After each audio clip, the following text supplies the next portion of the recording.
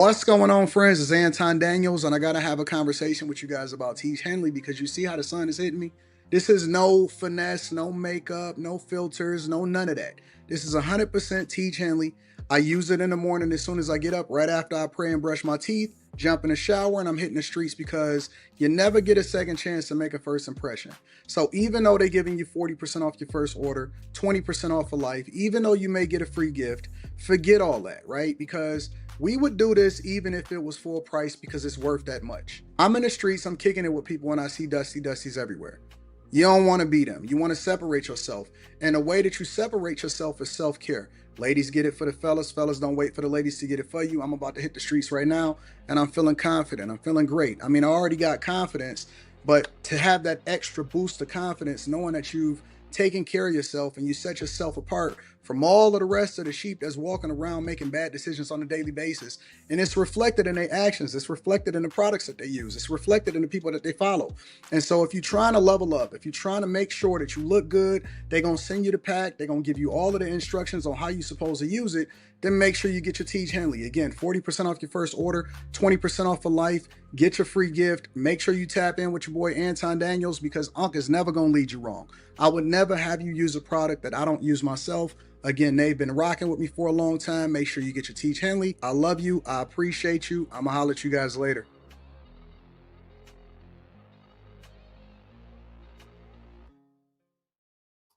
What's going on is Anton from AntonDaniels.com. I appreciate you guys for continuing to rock with me. Thank you for tuning in for another edition of the Millionaire Morning Show. I am your host, Anton Daniels. What up, what up, what up, what up, what up?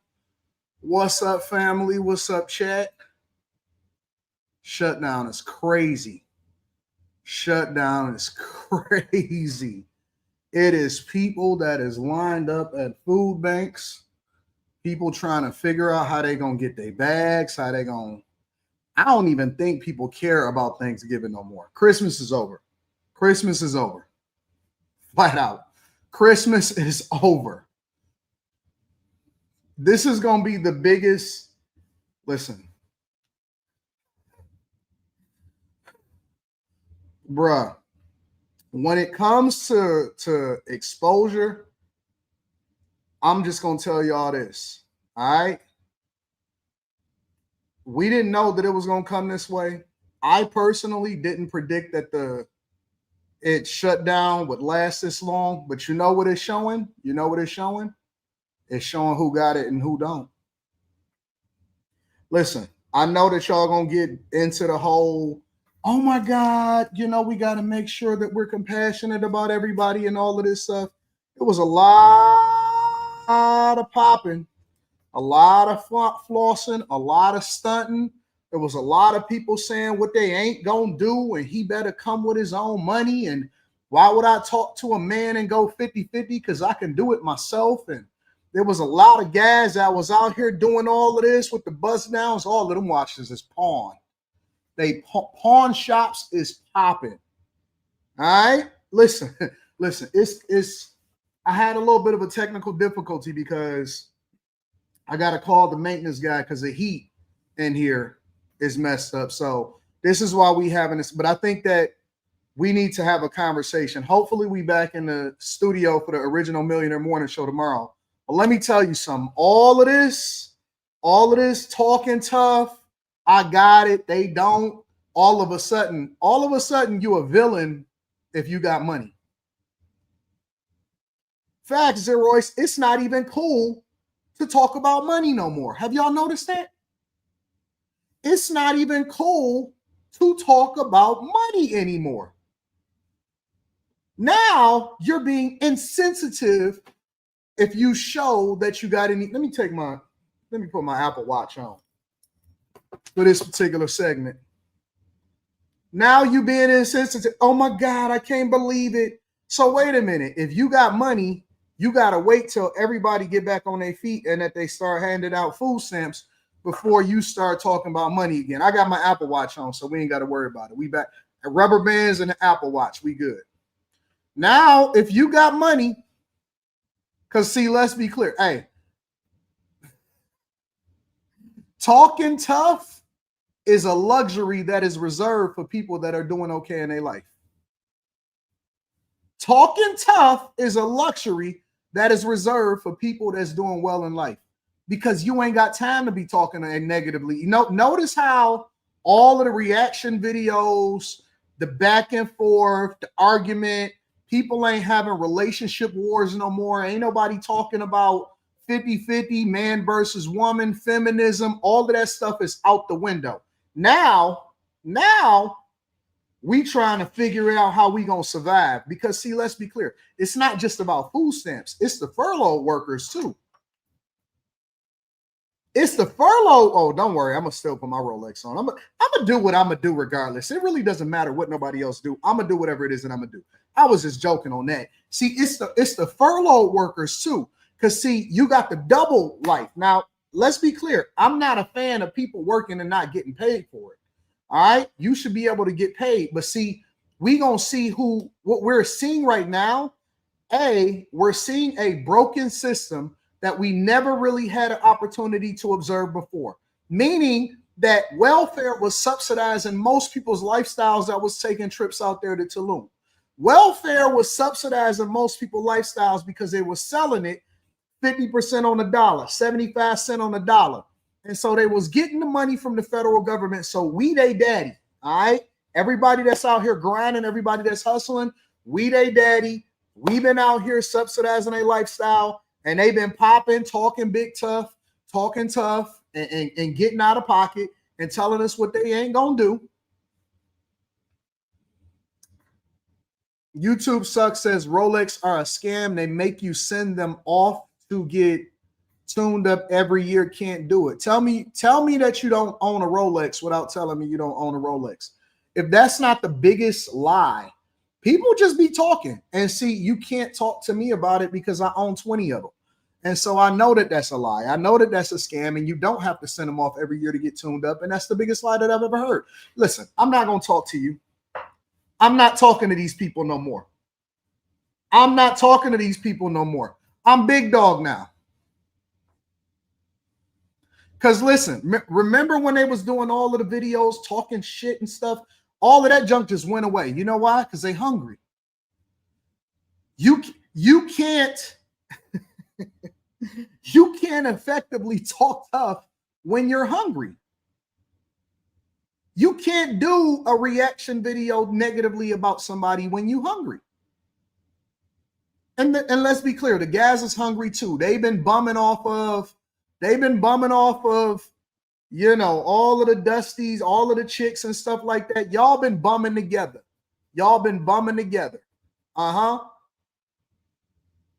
And then they want you to start feeling bad when you had the option to not have kids. So you had 6 kids, you had 8 kids, you got 3 baby daddies. Can't none of them help you? Can't none of them make sure that you're good? Walmart, listen, the first of the month was just a couple days ago. It's empty. It used to be busting. The drug dealers is starving. You're not hearing me.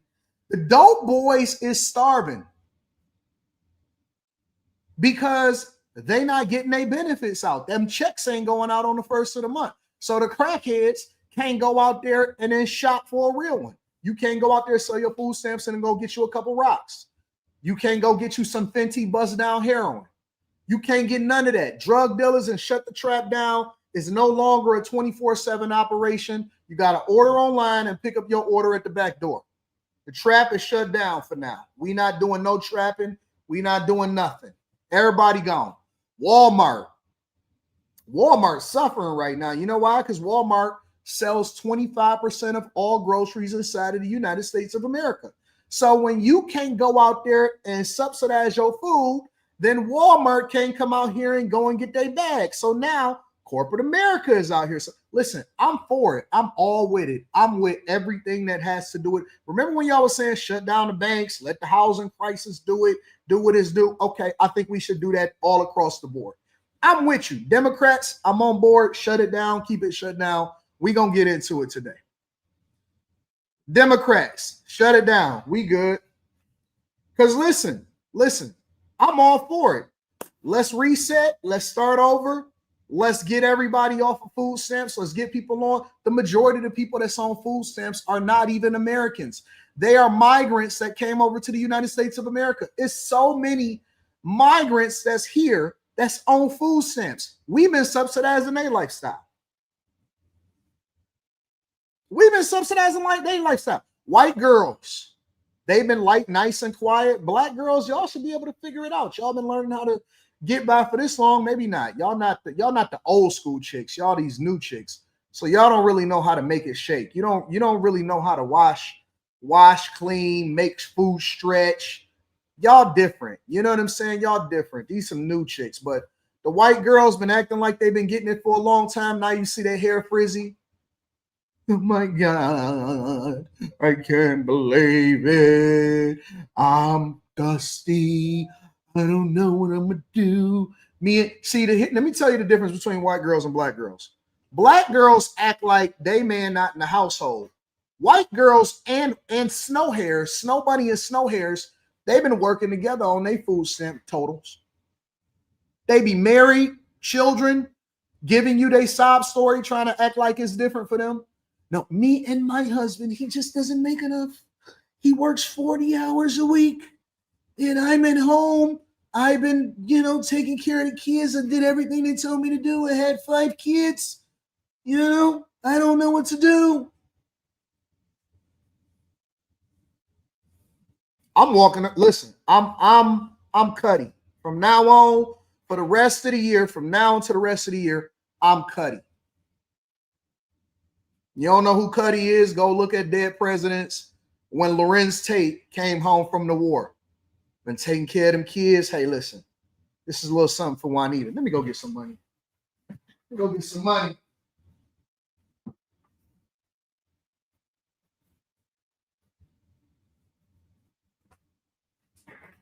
Listen, young blood, I'm not the enemy.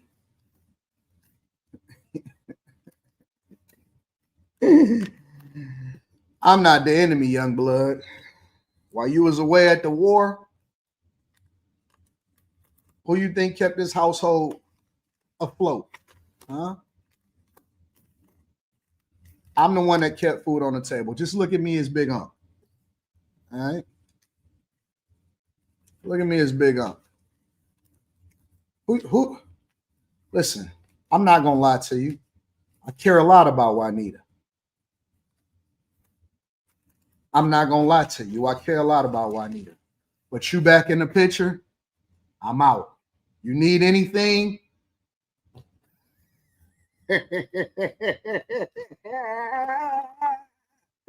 You need anything? Come talk to Big Ump. These used to be hundreds. I'm not even going to cap. These used to be hundreds. The way the economy is looking, 5s are due. Look crazy, don't it? See, you used to laugh at people like me when I used to be coming up here with my $5 bills, and I said, yeah, man, we got to make sure that this and that. When I was giving hundreds out to the homeless, they said, oh, that ain't nothing.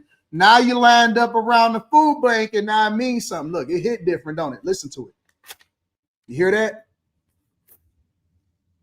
Strip clubs, shut down. Coney Island, not popping. Remember when y'all used to say we wasn't tipping? What you want to do? DoorDash? You want some DoorDash? We got it. We got it over here. We hustling in Detroit. Huh? Look at this. When it rains, it pours. See this? Woo, woo, woo. All I need is 5s. I ain't got no hundreds. The 20s, that's for special occasions. Grubhub, Uber Eats, Lyft, what you want to do? We making it rain over here. Lyft, what else you want? Because we can get whatever you like. It's crazy out here, ain't it? This do something, don't it? This make your skin tingle. What you do for a real one? I don't want you. I don't want nothing you got. I'm just generous. Ooh, we get to the 20s. 40. 60. 80.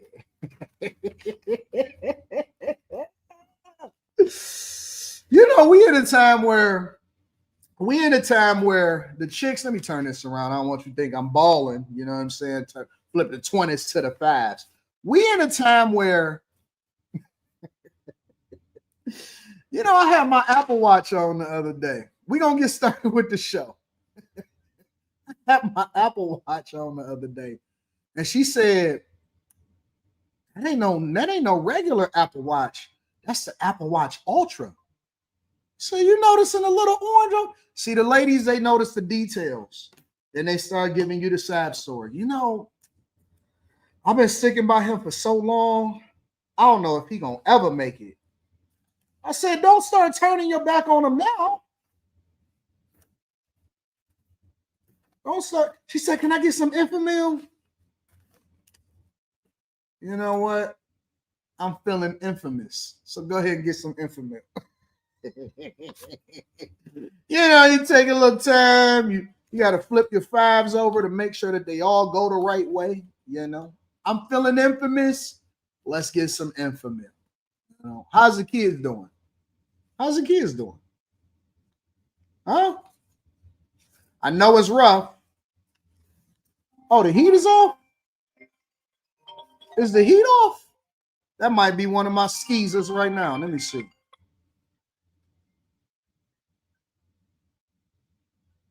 That's not one of my skeezers. Been getting all kind of text messages. Hey, 2 o'clock in the morning, you up? Can I get a favor? I just go ahead and cut the phone off, put it on sleep, do not disturb. Can't be messing with my sleep. You can't be messing with my sleep. You know what I'm saying? It's crazy out here. I ain't got to do first class no more. Spirit to do. Spirit about to file for bankruptcy. Yeah, we got a great reset happening right now. We do. We got a great reset happening right now. It's crazy. It's crazy. You go into the club, the strip club with this on, chicks is like, where is he at? I said, Jesus, I just got in the door. Let me get my $200 together. My $200.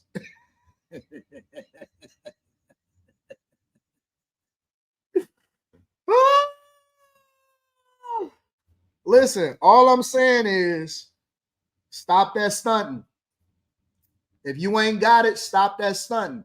Remember when they told me, no, Anton, it's better to make sure that you finance everything. Finance your houses. Don't pay cash. Don't build it cash. Well, guess what? I don't have to worry about the banks calling me. You know why? Because I did the right thing. I stayed down for 10 years and now I'm in a position to buy. We don't have to worry about mortgages and property taxes going up or any of that type of stuff. You know what I'm saying?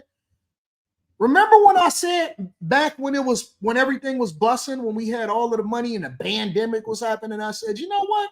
They calling me with an offer I can't refuse.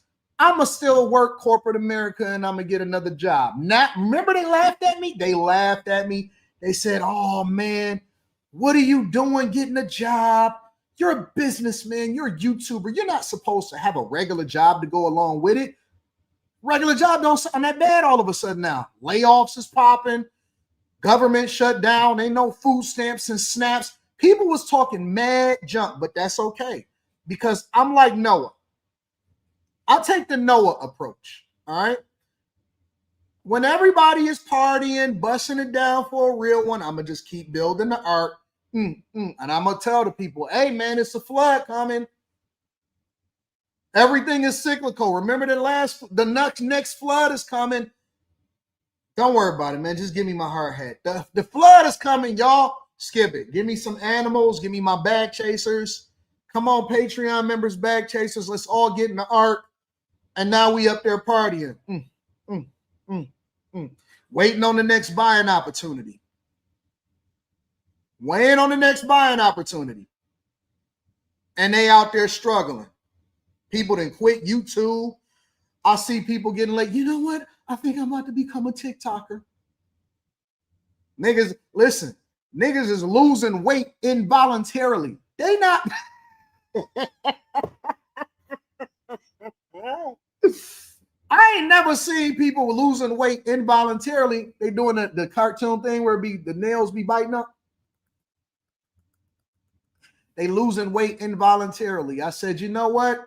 I'm going to set my diet to the side because I don't want them to think that I'm doing the same thing that you're doing. So I'm going to keep eating good. You know what I'm saying? I don't want you to think that, because see, it's a different type of weight loss. You can lose weight because it's 3 different ways you can lose weight. You can lose weight on crack. Crackhead weight is different. You know what I'm saying? Because they still strong. You can lose weight because you're starving. That means you ain't got no energy. You know what I'm saying? You got your head bigger than your body. Or you can lose weight because you just actively working, eating right and stuff like that.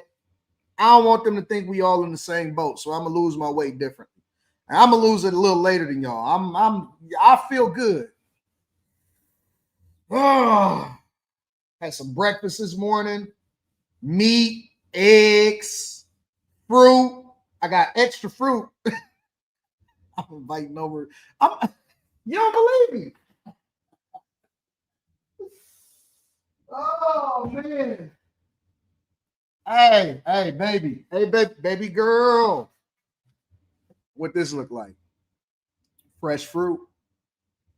Yeah, it's crazy. Ain't even expired. Mm-hmm. Got pineapples, cantaloupes, grapes, strawberries, and blueberries. We got extra fruit over here. It's crazy. You know what I'm saying? Come get you some fruit. Bring a little nigga with you. Bring a little man. He want some fruit? I remember when that little nigga only used to eat candy. He ain't got no teeth. He ain't got no front teeth now. He can't even go to the dentist. Yeah, he like fruit now all of a sudden because it's soft on his teeth. I got you. We got some fresh fruit and ain't got no see that expired by 11/5. It's only 11/3. So yeah, we good over here. You want some fruit? All right, I got you. Looking crazy, right? This look like a come up now, don't it? This look like a come up. You want fresh fruit. Look at that fruit. Look how beautiful it is. Fresh fruit. Wow. Blueberries, strawberries, cantaloupes, grapes.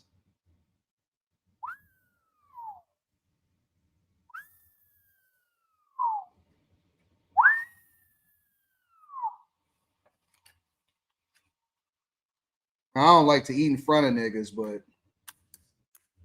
I'm assuming since you're watching this on a $1,500 iPhone that you don't mind if I have a strawberry or a grape. Huh? Whew. You don't mind if I have a strawberry or a grape, do you? I don't usually eat on the Million Morning Show. So many juices.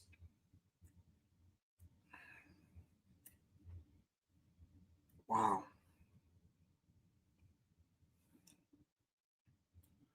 It's a flavor that I can't quite put my finger on it. Now, you know you really busting when you get them 2 at a time. So I'm going to get a strawberry and I'm going to get a pineapple. Oh. Hallelujah. Hallelujah. Hey. Praise God. Get one more. Woo, look at that. Look how juicy that is. Mm, mm, mm. Woo. Hallelujah. I'm going to put that up. I know you're coming over later. Won't you leave on a full stomach? There's more where this came from. All right.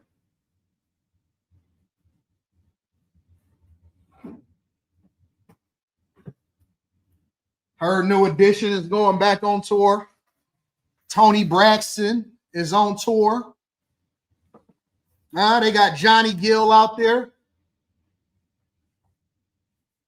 Belle Biv DeVoe.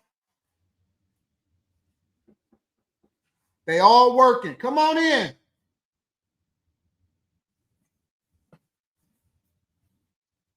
Hey, what's going on? Nah, I think the heat is kind of off. It was just say it's I turned it off because it was just loud.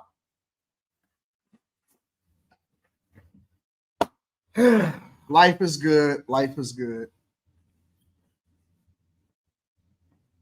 They're doing all of the old moves.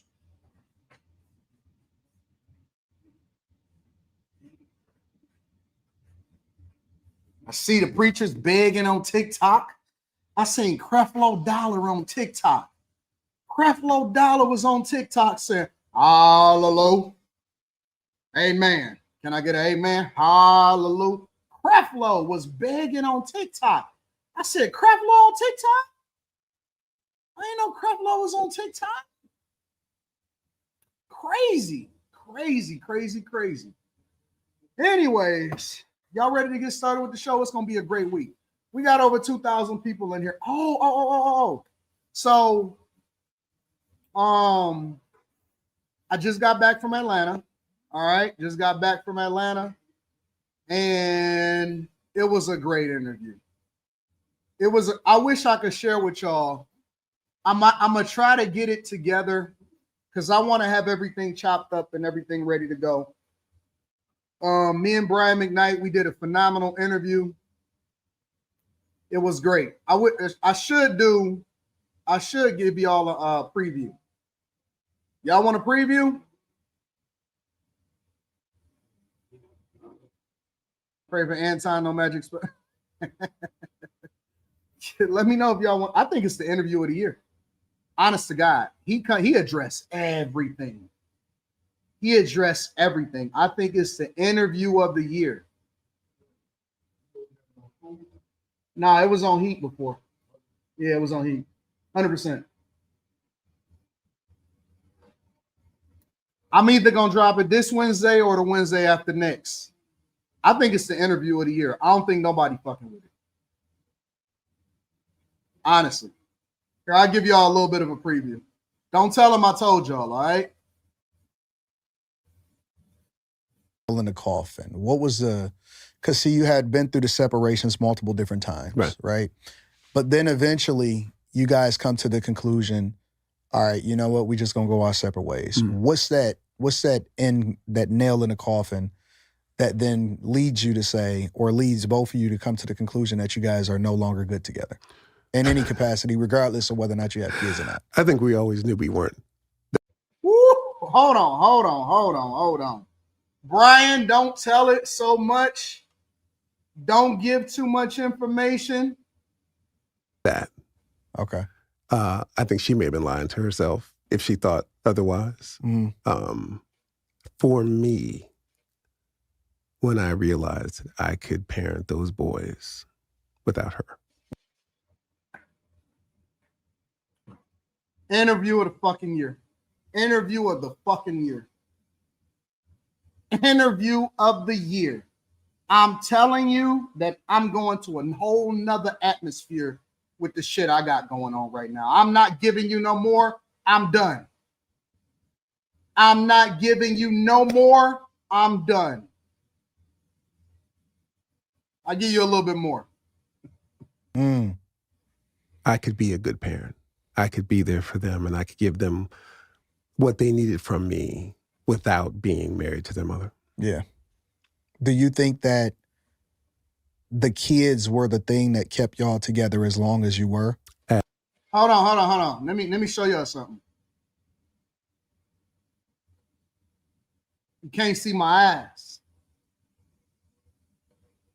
You can't see my eyes. Hey, bag chasers, you see how I'm working with, see how I'm representing the brand? If you're not a part of the Patreon link, matter of fact, I figured it out. I know what I'm going to do. I just figured it out. The Patreon members is going to get it this week. Anybody that's a part of the bag chasers, anybody that's a part of the Patreon, you get it this week. Everybody else get it next week. I'm not dropping no clips. I'm dropping it in its entirety. If you are a bag chaser, if you are a Patreon member, this is your reward. We're going to push back. We're going to push back Stock Club. We're going to do Stock Club this weekend. We dropping the interview in its entirety. It's 2 hours. It's 2 hours. He addresses everything. He addresses everything. All of the rumors, the women hating him, cancel shows, his son passing away, all of the beef. If you are a bag chaser, this is my gift to you. This is my gift to you. All right. If you are a Patreon member, you will get it on Wednesday. If you are not a Patreon member, you're going to get it whenever. It's going to be at least a week out from there, and we going from there. All right. It's 2 hours. We'll do Stock Club this weekend. We'll drop the interview on Wednesday.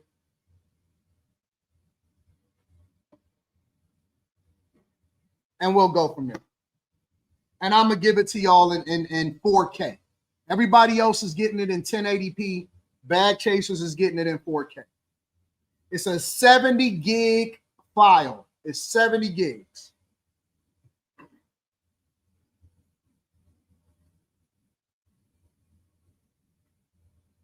I don't give a fuck about all of these other YouTubers. I don't care about any of these other people. We doing what we do. Because I see so many guys going through the same thing. Right. So you guys wind up. I'm not showing no more. Fuck this. I'm off this.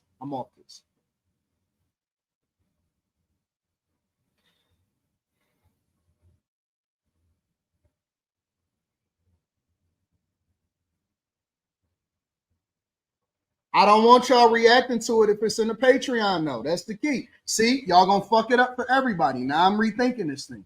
Now I'm rethinking it. Now I'm rethinking everything. Before we get into the show, I'm rethinking everything because I can't have y'all reacting to it. I want it to be exclusive just for the people that's in the Patreon. And so now I gotta rethink it because listen, the key to being in the Bag Chasers is that you don't tell nobody about what we got going on in the Bag Chasers. I can't do it now. I can't do it. I got to rethink how to do this. I got to rethink how to do it.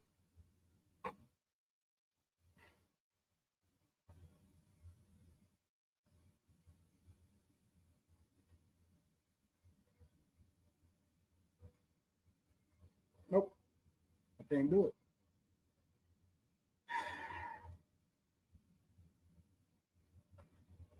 Crown. I think you want. I got to refigure it out. I'm gonna rethink this. I got to rethink it. I got to rethink how I'm gonna do this. We'll have a different conversation. Tavi, I don't know what to do now. I don't know what to do now because they already. I don't know what to do. I don't know what to do.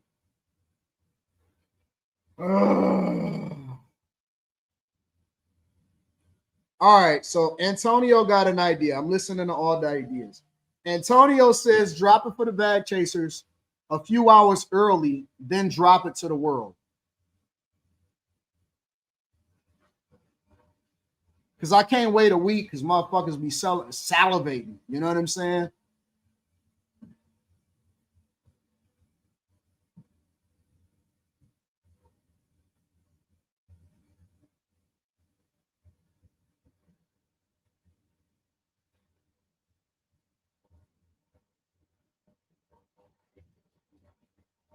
I got to figure it out.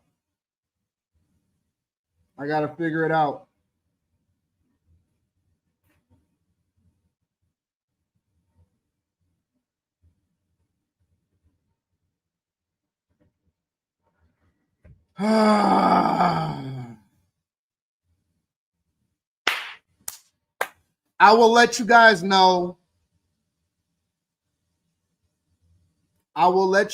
know. Van Row. That's what I'm gonna do. I'm gonna do a surprise drop for the Bag Chasers.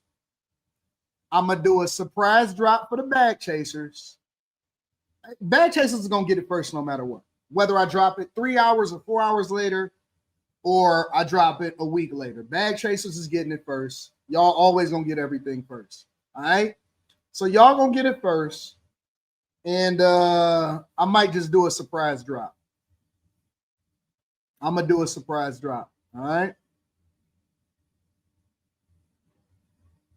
All right. I'll let y'all know tomorrow how I'm gonna play this thing and how we gonna do it. Make sure y'all hit a like for the algorithm, subscribe to the channel and turn on notifications.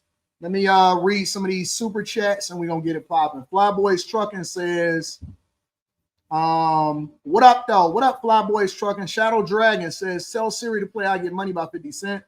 Shout outs to everybody getting it legally and paying taxes and not abusing them.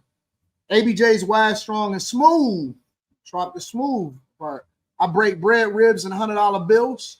Conrad says, Anton, did you see Nick Johnson's video about Detroit trap house voting scam? I haven't seen it.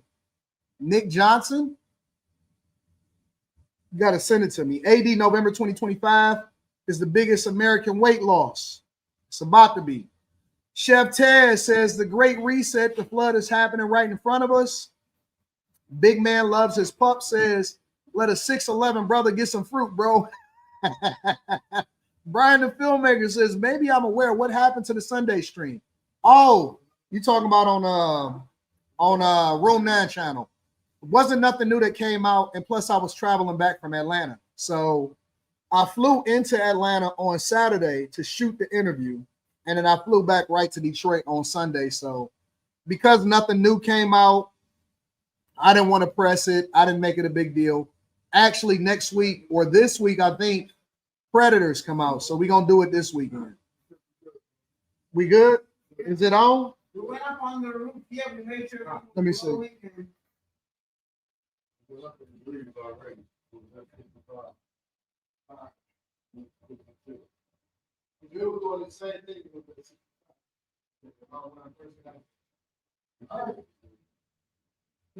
up, made sure it was heat up on the roof.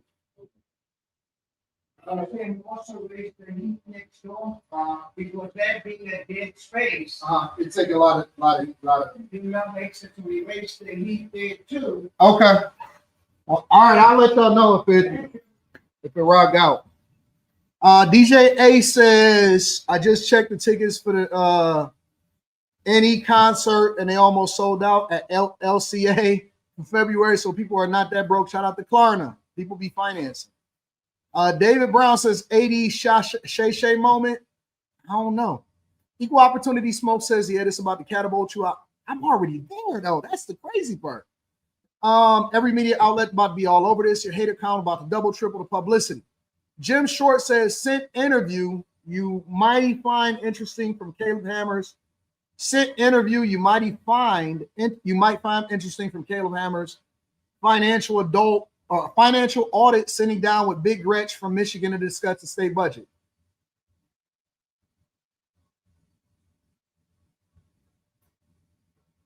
I'm not gonna say nothing. Ross Report with Darby says, hey Anton, are you streaming on StreamYard or what do you use? All you got to do is ask me inside of the Patreon. This right here, yes.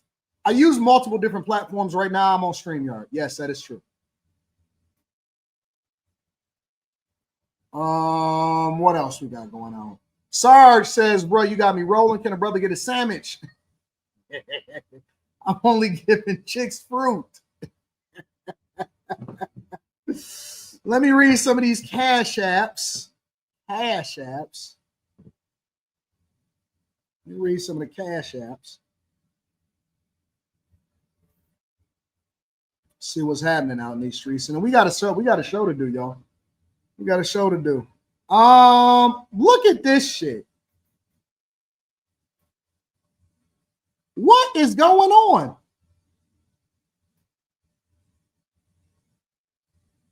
What is happening right now? Okay, first of all, shout out to Mike, that dude. I appreciate you on Cash App. Man, what is wrong with y'all? Shout out to Rand Wilson, says illegal voter fraud scandal in Ohio. All right, we might explore that. Bruh, you know how I know it's a recession? What is all of these black requests? Why are y'all asking me for money? Don't send me no Cash App requests. No more. Now, right now it's blurry. Next time, I'm going to just start telling on y'all. Stop sending me Cash App requests. Stop sending me Cash App requests. I'm not having it.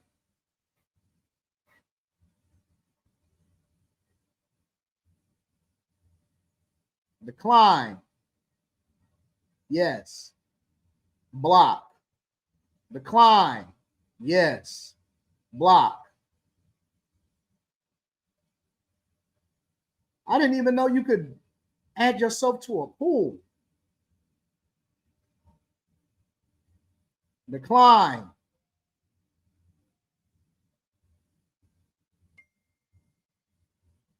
What the fuck is wrong with y'all? Shout out to Reginald Pope, my dog. I appreciate you. Said, God bless you, AD. That's crazy. I just opened it up. Like, what is all of this? What is all of this? All of these Cash App requests. What we doing? Never be a grown man asking another grown man for money under no circumstances. Never be a grown man, and I ain't talking about borrowing. I ain't talking about a special homeboy. Hey, float me, big dog, or hit me off or whatever. If you don't know, don't ask a nigga you don't know for money. Tabby said, did I see her email? Which one, baby? Just send me one. All right, so listen, make sure y'all tap into the Patreon if y'all want to catch that early. I'm still figuring out what that's going to look like. And then we're going to go from there. And the best time to join the Patreon is the beginning of the month. So we got Stock Club this week. We got the B. McKnight interview.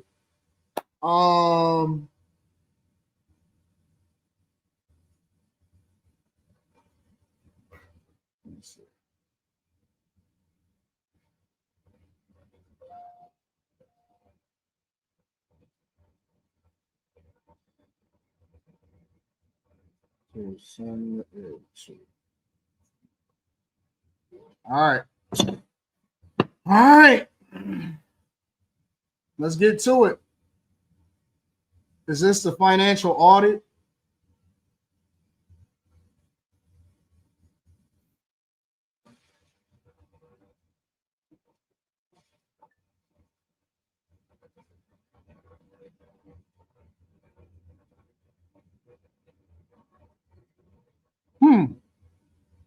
Caleb is killing it. He's killing it. I'm gonna have to check that out because I need to pick and choose the parts that I can look at. All right. All right. So again, to the bag chasers, y'all gonna get it early. We got the greatest Patreon in the world. All right. Video of police jumping on teenagers in Los Angeles. What? All right, we got a lot to cover. It's been a weekend. We got a lot to cover. And we're gonna go from there. All right. I'm gonna check it out. All right. So the first thing that we want to talk about, I'm gonna continue to read super chats throughout the show. Let me read one more. The Cash App panhandler says the big man loves his pup. It's crazy out here, bro.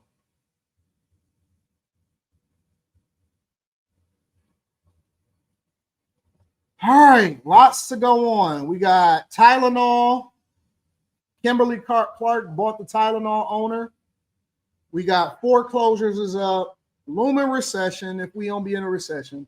Food assistance. We got Nigeria. Trump is threatening to blow up Nigeria for persecuting Christians. Fetterman, he's going against his party and rocking with the Republicans. We got a lot to talk about. All right, so let's start off with Trump dealing with the judge's decisions. Let me switch over. I got to switch over to premium. You know, premium. I got premium. You know what I'm saying? We pre over here. We pre over here. Premium. Premium.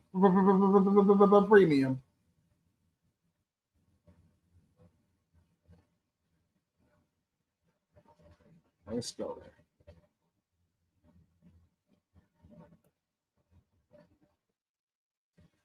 All right, let's back up for a minute. Let me share my screen.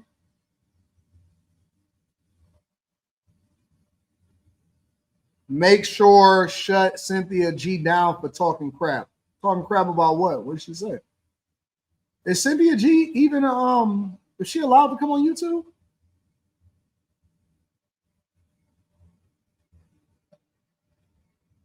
She still got a channel?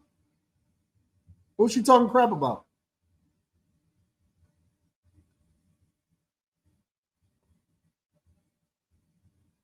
Clearly, she wasn't talking crap about me. I'm pretty sure that wasn't the case. All right, y'all. Let's go ahead and get straight to it. We got a lot to cover. Make sure you guys. Oh, she back on YouTube. YouTube let her back on. Okay. We got a lot to cover. Make sure you hit a like for the algorithm, subscribe to the channel, and turn on your notifications. We got to get to it, y'all. Millions of Americans on the edge of a hunger crisis as SNAP federal food assistance runs out of money. Even after a federal judge ordered the Trump administration to use emergency funds, the White House argues it's not legally allowed to use the money, leaving the 42 million Americans who rely on SNAP in limbo. President Trump says he's instructed government lawyers to find a legal path to restore SNAP funding, but acknowledges benefits will still be delayed. House Minority Leader Hakeem Jeffries blasting the president. The Trump administration needs to release these benefits.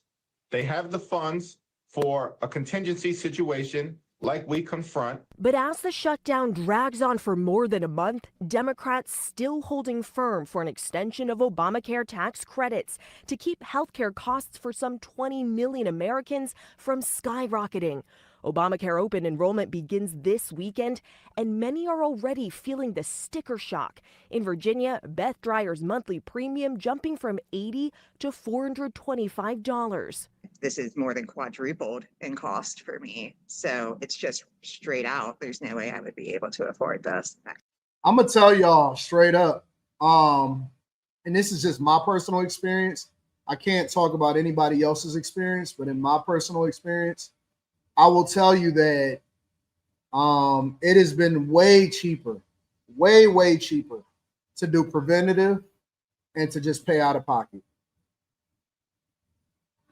I almost think that insurance is almost a scam. I can almost say that insurance is nothing but a pyramid scheme, and it's taking money out of different places. And it doesn't mean that you shouldn't have insurance, but I almost think that insurance is a scam. If we, and I'm not talking for people that have a pre-existing condition or something big that you're dealing with or whatever, but when it comes to the amount of money that people are paying in insurance, I honestly think it's a scam. Health insurance is a scam, specifically. All insurances is not a scam, but health insurances are definitely a scam for most people. Insurance is great when it's covered by your company. You know the thing about that though, PJ, is that I was looking at all of the money that was coming out of my paycheck for insurance. Man, I wish I had a 1040 right now. I was looking at all of the money that was coming out of my paycheck for insurance. Like I was still paying a ton of money in insurance in addition to what my employer was paying. And then when I would go and get a prescription, or when Rita would go and get a prescription, I was paying more in copays than it would cost me to just pay for it outright.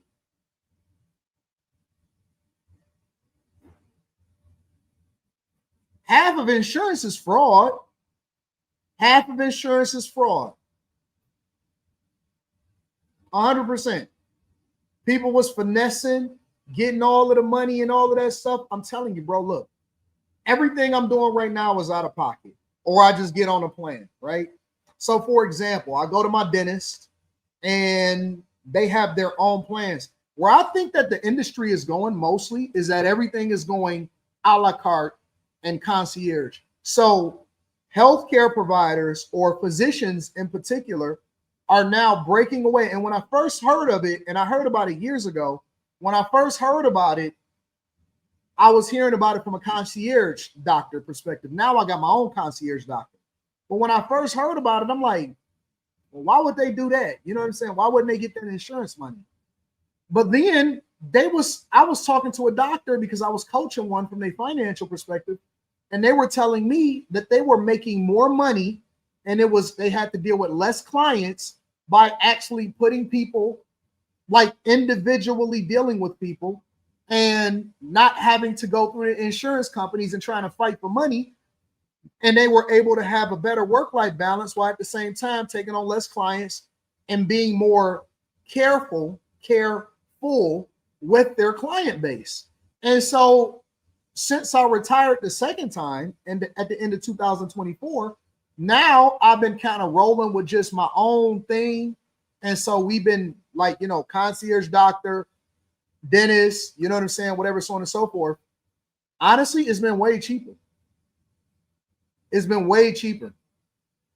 Every appointment, everything has been way cheaper. And I will also tell you this. Now that I have to do it myself, I'm spending more time and more money on preventative, right? So now I got a nutritionist. I'm doing a lot more preventative, going to the doctor and doing preventative care so that I don't even have to find myself in that negative situation. Now I'm willing to spend more money on a trainer. Rita got a trainer. I got a trainer. And so now all of the money should be going towards making ourselves healthier instead of putting ourselves in a position to where now we have to pay for it or we have to depend on the insurance company to fix something that we could have prevented ourselves from being in the first place. You see what I'm saying? So it's a different mindset. And I think that that's the same thing when it comes to welfare. But I'll get to it. We'll get there. We're definitely going to get there. Next year. And thousands of air traffic controllers working without pay for weeks. Nearly 80% in New York have called out, facing stress and fatigue. The staffing shortages triggering delays across the country. Now 4 of the nation's largest airlines pleading lawmakers to reopen the government. It's putting stress on people. It's not fair to those people. It's also putting stress on the economy. Even as more than 1 million federal workers like those air traffic controllers are working without pay, lawmakers, guys, on Capitol Hill are still getting their paychecks. Let me tell you something. Do y'all know why this government shutdown is lasting as long as it's lasting? It's a very simple answer. The only reason that the government shutdown is lasting as long as it's lasting is because Congress is still getting their paychecks. That's the only reason. Is because they can't relate. They so far removed from who y'all are, and the fact that they still getting their paychecks and they justifying getting their paychecks.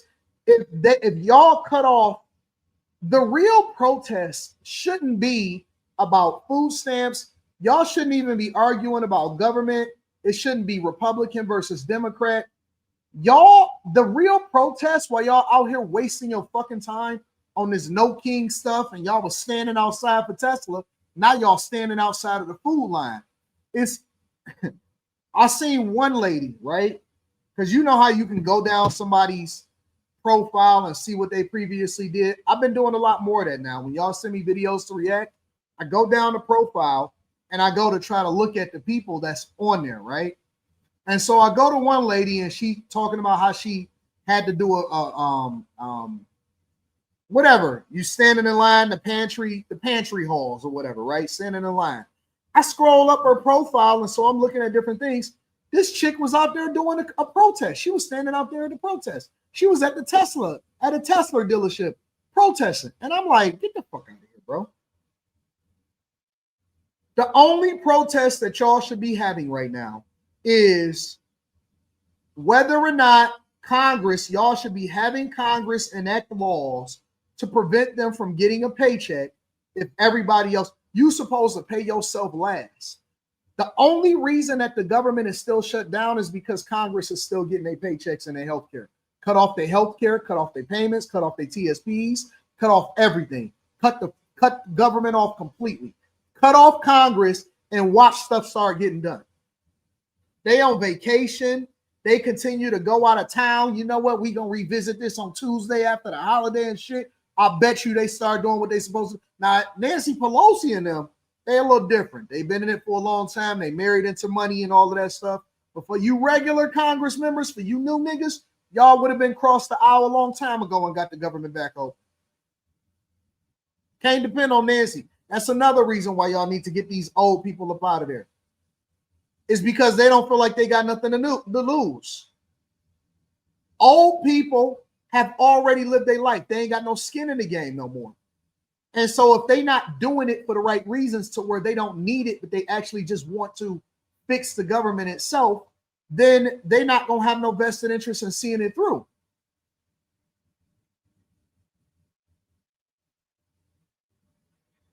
They don't care because they're not affected by what's going on. They doing this just because they want to maintain power.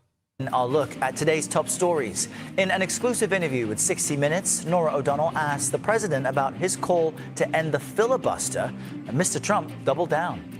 But you know what? The Republicans have to get tougher. If we end the filibuster, we can do exactly what we want. We're not going to lose power. The theory is, oh, then we'll do it. But then when they get into power someday, they'll do it. That's true. But you know what? So you think John we're here right now. Food assistance funding is supposed to be distributed today, despite the White House saying it actually would not because of the government shutdown. You see, 2 federal judges ruled Friday the Trump administration has to dip into a contingency fund to make this happen. In a social media post, the president said he asked his lawyers to get clarification from the court about how to legally fund SNAP benefits. And the transportation secretary says the shutdown's impact on the nation's airports is going to get worse. On Face the Nation, Sean Duffy said the government will stop air traffic to avoid safety issues.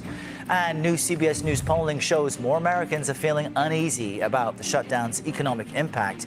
54% of Americans say they're very concerned, which, as you see on your screen, is up from 49% early last month. And more people are souring on the politicians involved as well. President Trump, Democrats, and Republicans in Congress have all seen people's disapproval of their handling of the shutdown rise since October. CBS News Chief White House Correspondent Nancy Cordes brings us more on the shutdown from the White House now. Good morning, Nancy. The Trump administration faces this deadline today over benefits. There's a back and forth. So where do things stand at this moment? Well, here's where things stand, Errol. There are not one but 2 federal courts who have said just in the past couple of days that the administration has to make these payments and that it has to use contingency funds in order to do it so that there is no lapse in the SNAP benefits that go to 42 million households in this country. On Friday, President Trump said he wasn't so sure and that his lawyers weren't that sure that they could simply pay these benefits out in a shutdown. The court said, oh, no, you can, and you need to do it right away. So yesterday, on a couple of the Sunday shows, Treasury Secretary Scott Bessent said that they are going to try to do it, that it could happen by Wednesday. He wasn't definitive, but he said that the president doesn't want these benefits to lapse, and Democrats say they don't want them to lapse either. But nevertheless, there are millions of Americans who are worried that they are going to lose out on these benefits, at least temporarily. And for people like Rebecca Hall, who we spoke to, has 5 kids and who relies on that monthly check, this is a big worry. Take a listen. I said, wow, this is really happening in America. For people like me that pay PS&G, pay rent, transportation, stuff that the kids need, now you're going to have to pick and choose. Why do you have 5 kids that you can't take care of?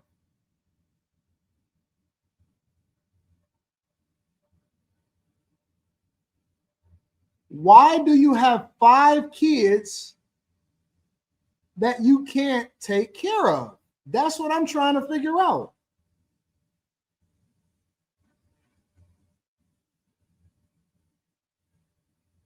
Why do we have to take care of y'all 5 kids?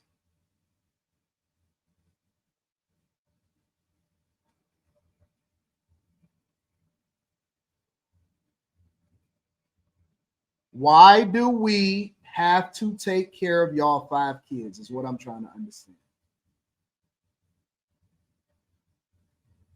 Why is that a us problem?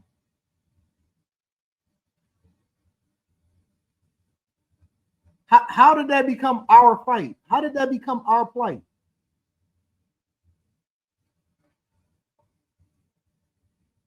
Why are y'all having so many kids that y'all can't take care of?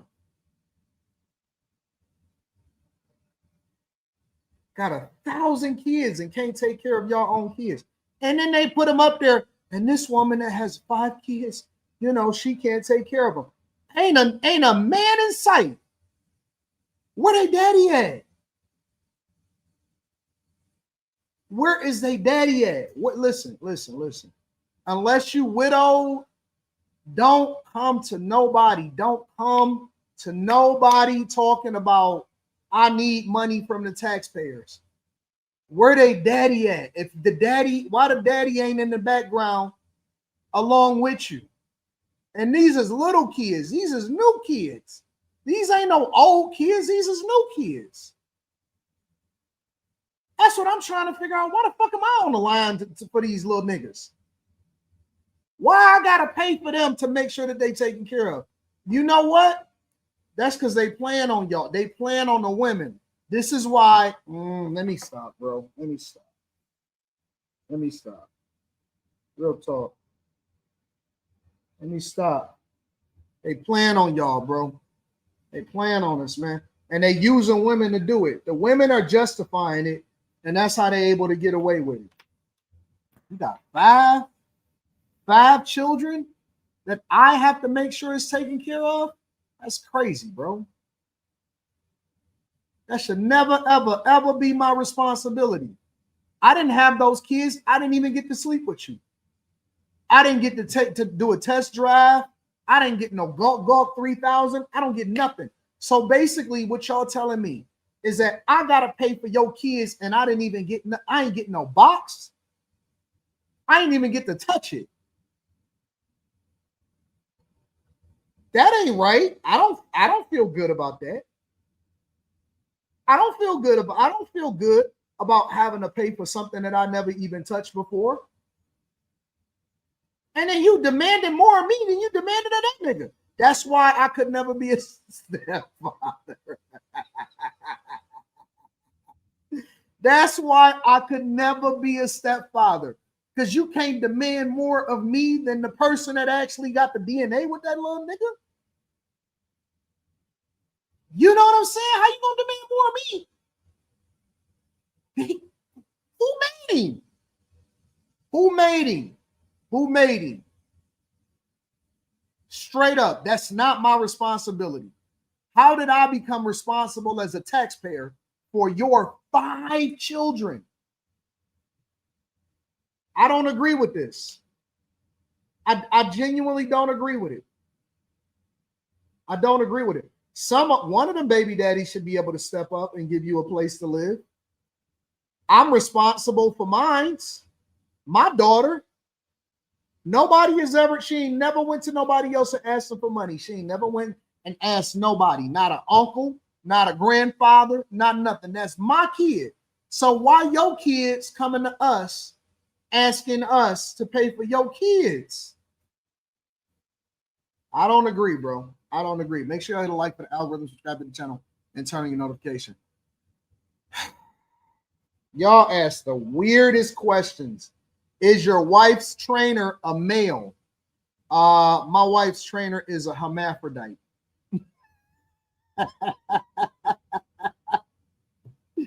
They're hermaphrodite. They both. Ain't that what a hermaphrodite is? Let me see. It's both. It's both. What kind of question is that? I don't even know what that means. Is your wife trained? Like, what makes y'all think about that to ask? Is that what a hermaphrodite is? Let me see what a hermaphrodite is. I thought it was something, but someone had both. I don't even know how to spell hermaphrodite. Oh, I got it right the first time. Yep, it's both. They possess both organs. Here's my question though.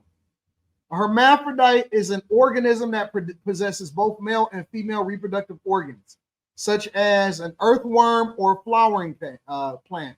In human context, the term is outdated and considered offensive. The correct and respectful term is called intersex. Did y'all know that?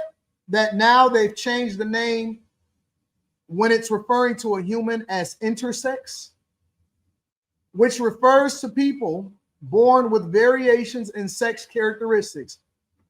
While many organisms with both sets of organs can require a partner for reproduction, some can self-fertilize, like certain clams and plants. Well, that's what I was gonna ask.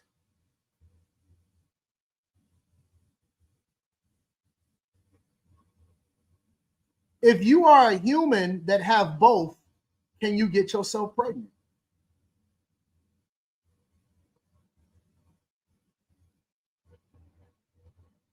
Have y'all ever asked yourself that question? If you are a human that has both, can you get yourself pregnant?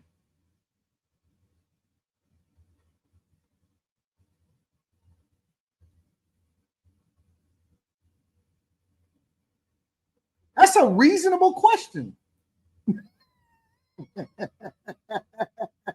Tabby says no. Can you go F yourself? They're typically sterile, Anton.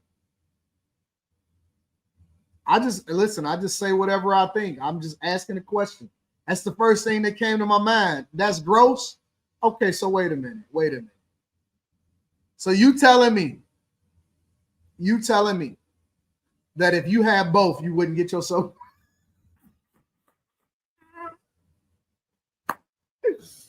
Oh man, that's crazy.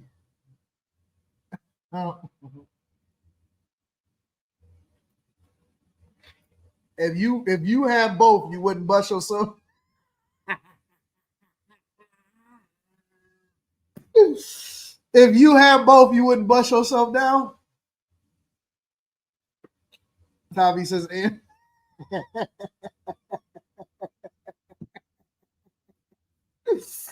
oh man, that's crazy. I know most people will bust themselves down because y'all can't stop masturbating. Fold it and tuck it in.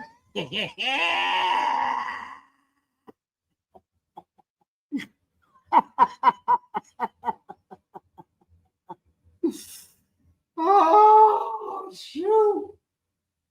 Oh man, that's crazy, bro. That's insane. That's insane. Brian the Filmmaker says you should call your interviews Honest to God Truth with Anton Daniels. I don't know what I'm gonna call it. Brian, I don't know what I'm gonna. Wait a minute. What the fuck is in that picture, Brian? Hold on 1 second. Let's see something. What the fuck is going on here?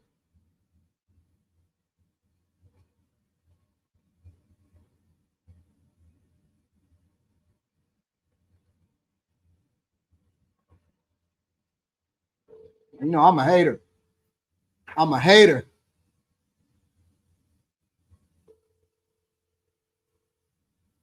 Hello. Mika, I'm on a live stream. I got a question for you. Okay. Brian, the filmmaker, on his profile picture, it looks like I see y'all took a picture together. Is that you? Who is Brian the Filmmaker?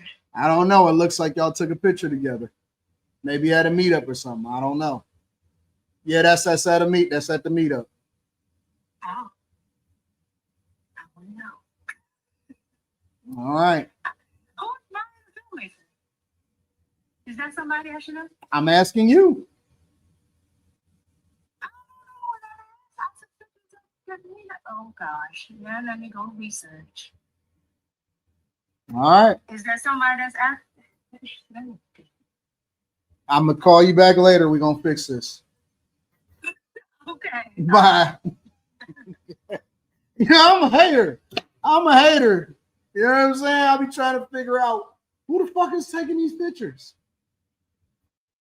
I'm about to ban all pictures from Patreon meetups. You know what I'm saying? Shout out to Brian Bowwinkle says it was intended. Of course I know it was a joke. Shout out to Bowwinkle.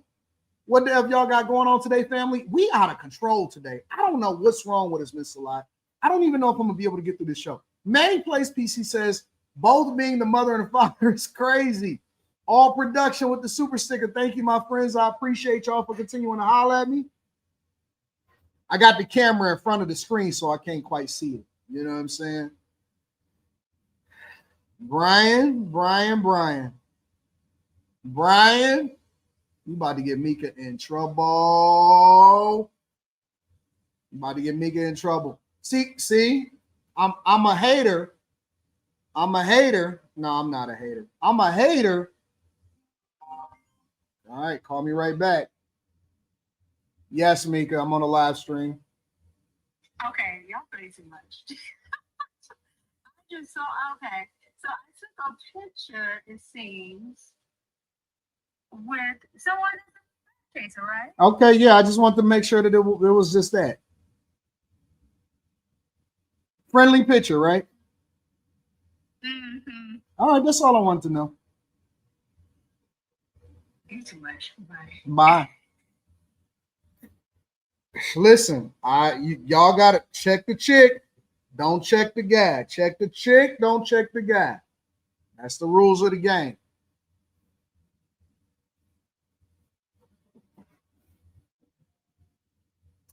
Listen, I ain't gonna lie. I'm possessive as hell. I am possessive as hell. I am super possessive.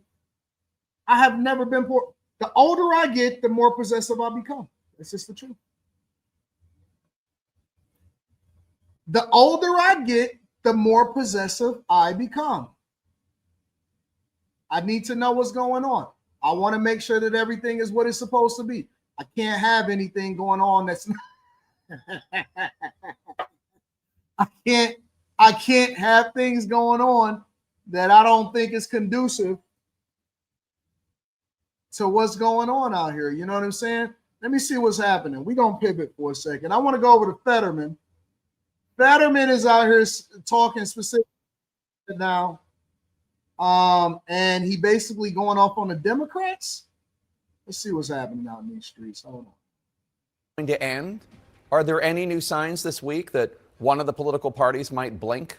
Joining us now is Pennsylvania Senator John Fetterman. He's one of 3 Senate Democrats. Okay, wait a minute. We're going to start this over. I'm tired of y'all asking me the same questions over and over again. Aren't you married, sir? Yes, I'm married to the streets. You didn't know? The streets is my wife. I'm officially married too, but the streets is my first wife, big dog. The streets is my first wife. I don't know why y'all keep asking me the same question over and over again. Bro, the game is the game. It is what it is. Talk to him, Derek. I'm married to the game, baby. The game is always going to be the game. Now, you can sit here and fight it if you want to. I choose not to fight it. Why am I in such a good mood today? I don't know. All right, now let's go over to Fetterman and see what's happening on the Democrat side, all right? How is this going to end? Are there any new signs this week that one of the political parties might blink? Joining us now is Pennsylvania Senator John Fetterman. He's one of 3 Senate Democrats who has been voting with Republicans to continue to fund the government. Senator, thanks for joining us. So, as you know, 42 million Americans, including 2 million Pennsylvanians, will not receive food stamp or SNAP benefits this month because funding officially lapsed yesterday. The White House says this is the fault of Democrats for shutting down the government. Democrats note that the Trump administration is not dipping into the contingency funds for SNAP, and they think that Trump is doing that to pressure Democrats. How do you see it? Who do you blame for this? Well, I mean, for me, fundamentally, I'm deeply distressing to know that 42 million Americans are going to lose their SNAP benefits. And now that's one of the big reasons why I refuse to shutting our government down. And again, I feel like the Democrats really need to own the shutdown. I mean, we're shutting it down. I know why they claim, because they want to address the tax credits, and I fully support that. I voted for all of their RCRs every single time, and I refuse to put 42 million Americans in the kinds of food insecurity. Now, this is all is solved by just reopen our government, and the people are now paid. Now, if we are the party that are fighting for working people. Now, as far as I'm aware, every single union that's involved in this is now demanding to us to reopen that. That's the side that I'm in through this. And now the 4 airlines are now saying we really have to stop this right now. And why do we really want to make flying less safe by forcing this times of situation and making things that much stressed? So it's not something I support of, and I don't want to be involved. And now we can find a way forward. We need to find a way forward. And I do believe we can achieve these kinds of tax credits. And this is something I support, but it's the wrong tactic. It was wrong when the Republicans did it. It's wrong now that we seem to be driving it. John Fetterman is probably the only reasonable Democrat that I see right now. And he's been being reasonable for a long time now. John Fetterman is actually a throwback Democrat. He a Democrat from the 90s. He not even supposed to be of this generation. I know his whole party ate him because he break code every time that he get an opportunity. He probably don't even listen to nothing that they say. They probably be like, all right, guys, let's huddle up together and get our talking points and our game plan. And John Fetterman be like, man, I'm not listening to these people. I'm about to go over here and be objective and do what I do and think what I think, and I'm gonna be reasonable. And I don't see anything wrong with it. I don't know why everybody got to be so extreme. I don't know why everybody got to be extreme. It's a very simple premise. Open the government, allow for people to get paid, and then negotiate further for what you want the government to look like as far as what you want, where you want the money allocated. But everybody got to get paid. Everybody got to get, listen. Imagine this, because this is the only place that this happens in, right? Imagine you work at a company or you own a company, right? Imagine you own a company and payday roll around. Because see, the first thing that I do when payday roll around is I pay everybody. At the very top of my list, hey, payroll, then pay this person, pay the contractor. I just got a text message today. Rita called me this morning because she on her way out of town, hanging out and stuff like that, having a good time. Don't worry about it. We don't have the same problems from the shutdown. We not on government assistance, so we can go where we want to go when we want to go. She sent me a text message this morning, said, hey, they're going to be done with the siding on Wednesday or Thursday, and you got to send out $20,000. And I was complaining, hey, listen, they will be done with the siding Wednesday or Thursday. We owe $20,000 more. And I said, cool. What was the total cost? Seems close to $40,000. She said, yep. And I said, not sure why I was expecting to be close to be 20 to 25. And then she says they had to replace a lot of the wood. And then I said, are they breaking ground this week on the next property? She said they had to replace a lot of that wood. Cool. It is what it is. We hire American workers. We pay the product. I complain. Oh my God, that's not in the budget. I thought it was going to be close to 2025. Nope, it's going to be close to 40, and you owe 19,000 more once they get done. All right, whatever. All right. I'm sitting there complaining, throwing pissy fits, angry, upset, and writing checks. Imagine you own companies or you are the client and you refuse to pay the people that do the work. Imagine people come to work every day and do their job. Imagine everybody come to work every day and do their job.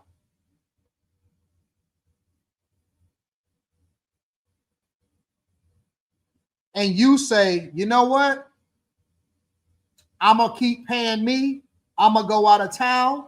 I'm going to still use the dollars of the company and I'm going to get rich, but I'm not going to honor my agreement to make sure that you guys are paid too. Do you know what kind of chaos that they would be able to do?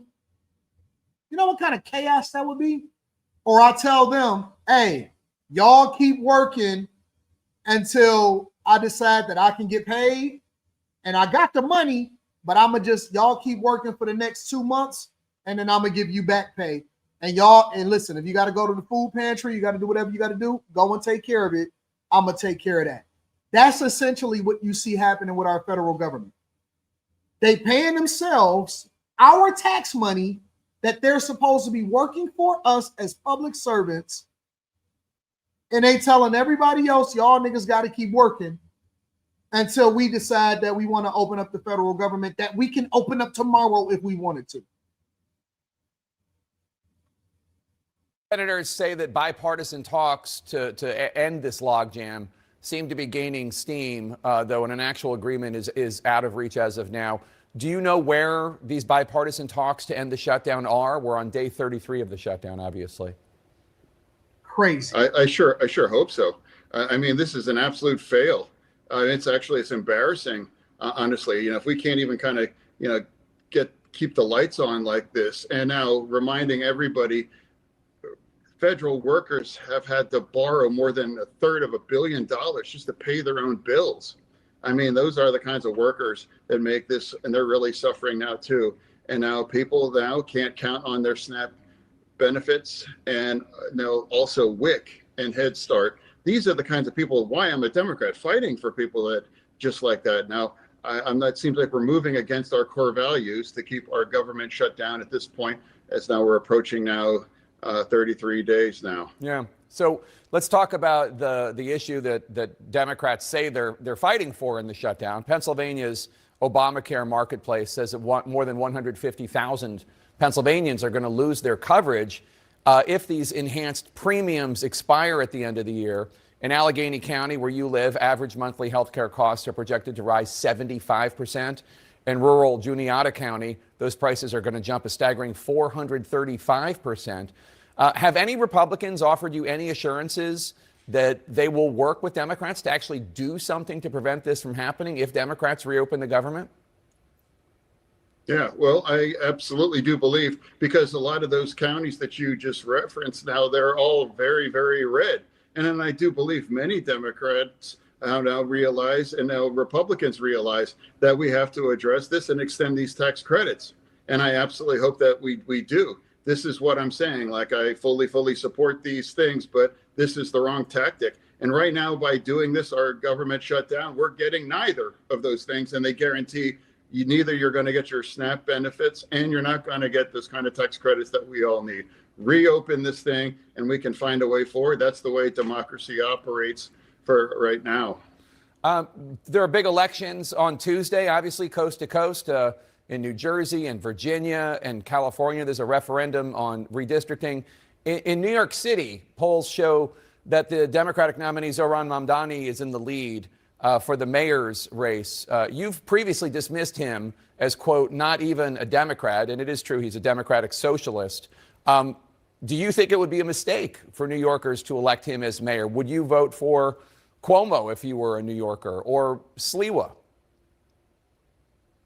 No, that's going to be New York's voice. Socialism is not the future of my party. And if that's going to be their future, that's really up to New York City to decide those things. Reasonable. We all know how socialism works out. Ask anybody that's lived under those kinds of systems all across the globe. But for me, as a Democrat, as a committed Democrat, I might disagree in some areas, much like shutting down our government or other areas now. But for me, as a committed Democrat, I'm going to push back and announce people that this is wrong. And now we are hurting the very people that we fight for. And now we're getting nothing for them if we continue to keep our government shut down. Pennsylvania Democratic Senator John Fetterman, thank you so much for joining us, sir. He's the only person that's reasonable. He's the only Democrat that's willing to stand up against socialism. You see what's happening over in New York, and you see how everything is playing out there. And he's saying, listen, I'm a Democrat, not a socialist. I'm a Democrat, not a listen. Socialism already exists within the United States of America, and it's a plague. Socialism has already existed. You see what's happening with food stamps.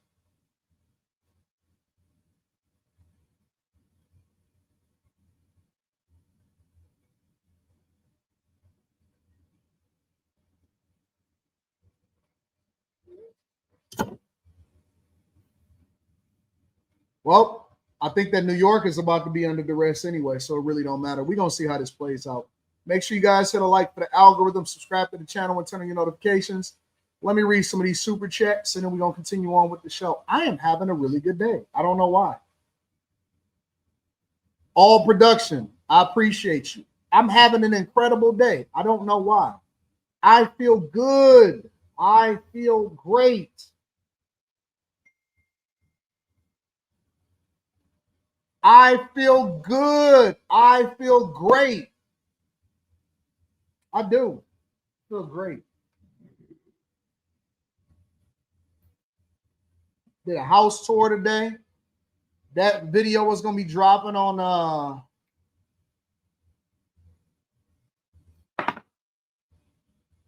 it's going to be dropping on the Darth Anton channel. I've been vlogging every day. I think I'm giving too much of my life, though. Showcasing too much of my life. I can't keep doing it. I've been vlogging every day. Giving the people what they want to see. Giving the people what they want to hear. I don't know why. I feel good. I might go to Vegas. What's happening with Vegas, man? I need to get to CES. I really do need to get CES.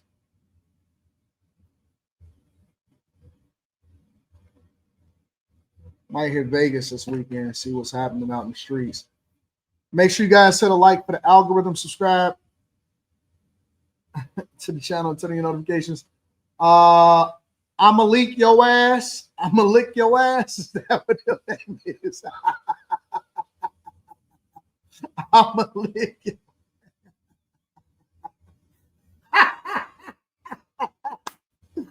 That is the dumbest name I've ever seen in my entire life, and it is hilarious. It is hilarious, bro. Shout out to you, says she lying and probably gonna call him gay. That's a dope name. I like that one. Shout out to you, bro. Let me see what else is happening. Executive Suite MLE, my dog, says, Anton said, hold up, Brian. I believe you may have some merchandise of mine. If you know better, you do better. What up, though? What up to Executive Suite MLE? Chris Park says, crazy that even the VA and Maryland senators won't vote. Yep. Well, they all stand lockstep. I hope they all get voted out, too. I hate these Democrats. They aggravate me to my core. All right, y'all. Let's go into Super Saiyan mode. Let's see. What did we just deal with? We dealt with Fetterman.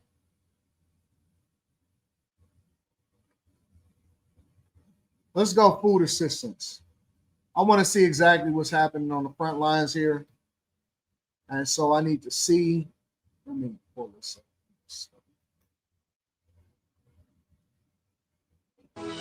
I just planned. See what's happening in these streets.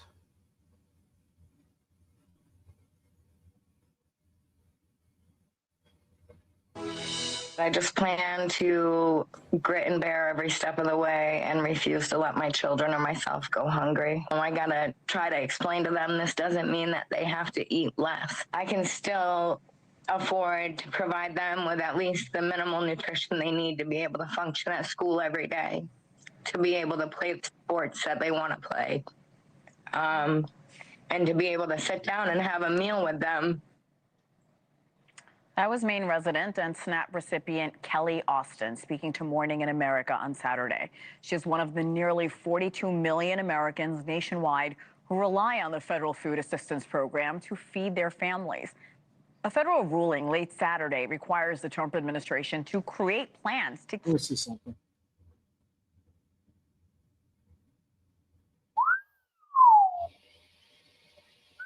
Percentage of the population on SNAP. So you mean to tell me Oregon, California, Nevada. So basically, the places where it seemed like it's the most populated outside of Texas. Oregon, New Mexico, Oklahoma City, Oklahoma, and Louisiana, more than 16% of the population is on SNAP benefits. Wow. That's a lot of people, man. We ain't got but 350 million people inside of the United States of America. A federal ruling late Saturday requires the Trump administration to create plans to keep the program funded. But there is still uncertainty on when that help might come. So food banks across the country are bracing for a surge of more people asking for help. Here with us is Cynthia Kirkhart, CEO of Facing Hunger Food Bank based in West Virginia. Cynthia, good morning. Thank you so much for coming on. Good morning. As this plays out in neighboring D.C., your food bank is working hard to serve people in West Virginia, Kentucky, Ohio. You yourself worked all day yesterday. How much of a surge are you seeing? Wow, it's, let me just qualify and say first, we distributed 50 tons of food yesterday. Wow. Alone. But we started seeing the surge toward the middle of October, typically when SNAP benefits run out, right, for those that we serve, because SNAP benefits are not meant to support a family's entire food bill. But then we had, you know, the government shutdown piece. We have Coast Guard, we have 2 federal prisons in our service area, TSA, and then we've got contractors who work for the government that were experiencing those first missed paychecks. That's crazy. At least double. I would be looking to get a different job immediately. I remember when working for the federal government used to be like the job to be, because they didn't pay as much money, but it would be super safe. Working for the federal government or working for the government, getting a government job, whether you was a city employee or you was a state employee, whatever, those were the safest jobs. Those were the safest positions to have. You didn't have to worry about, you didn't make as much money, but it was usually a lot more stable. You didn't make as much money, but it was usually a lot more stable. And those jobs proved to be a lot more successful in the 2008 crisis. In the 2008 crisis, when women went to school, all right, let me just break it down for you. When women went to school, they didn't go to school to make a bunch of money. They went to school to get a government job. When women went to school, they did not go to make a lot of money. They went for stability. They expected to be at these jobs for 10 years or more.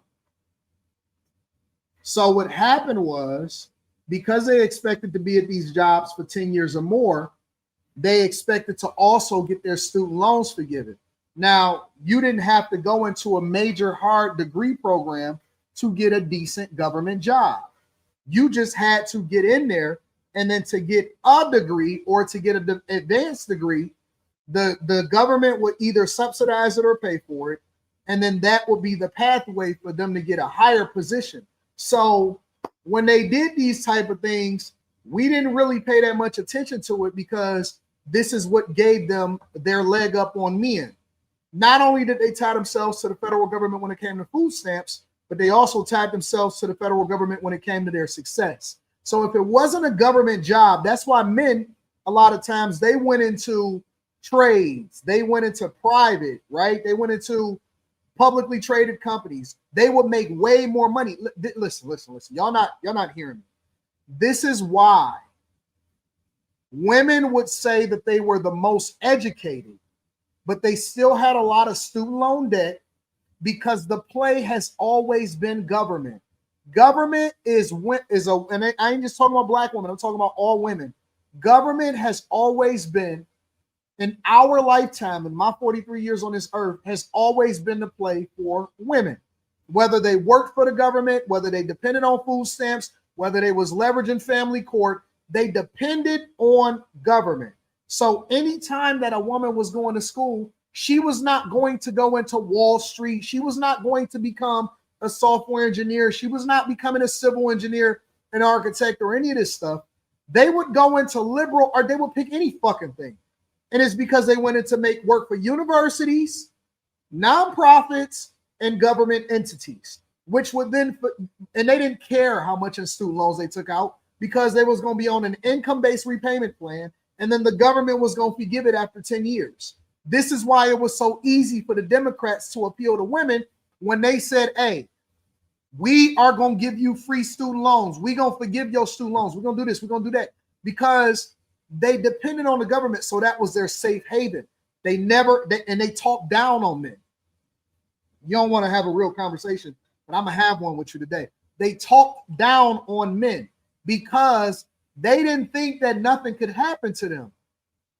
Then they start doing all of this dumb shit, diversity, equity. They start creating whole positions for themselves that didn't even exist. I'm the diversity, equity, and inclusion director. What the fuck is that? What does that mean? What does that mean? What type of position is that? Right? So what we have been experiencing is a form of socialism, right? A form of socialism cloaked around the idea that we are educating ourselves, but we aren't. That's why, even though they got all of these degrees, they were looking for stability, and then they would talk down on men and say, hey, y'all falling behind. Y'all not getting as educated as us. Y'all not going into school as us. Y'all not doing this, and y'all not doing that. And in reality, they still never made more than us. No group of women, this is a fact, this is not my opinion. No group of women, zero, zilch, nada, not one group of women ever made more than their men, no matter how educated that they became. As a whole, they never made more than men. And so men are genuine risk takers, right? So they're going to give it their all. They're going to go into private equity. They're going to go into trades. They're going to bank on themselves. They're going to start their own businesses. They're going to do all of these things. And now the Great Reset is not just when it comes to welfare, government assistance. It's all encompassing. It's all encompassing, right? Because now you can't get a position based off of the fact that you're a woman and you're black and you're gay and all of this stuff. Now, the reason that they got so upset when it became merit-based hiring is because you had to actually fucking compete. You have to compete. Y'all don't think it's jobs out there. It's plenty of jobs out there.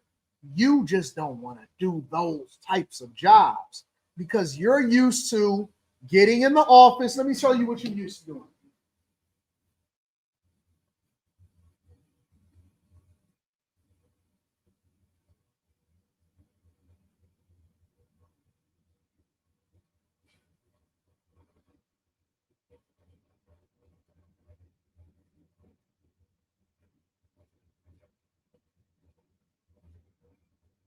Hey, girl. No, girl. I was at the club last night. Oh, I was at the club last night. Let me set my purse down. Did you clock me in? Oh, don't worry about it. He don't know nothing anyway. I'm the assistant. Woo! Let me put my hot sauce down I got in my purse.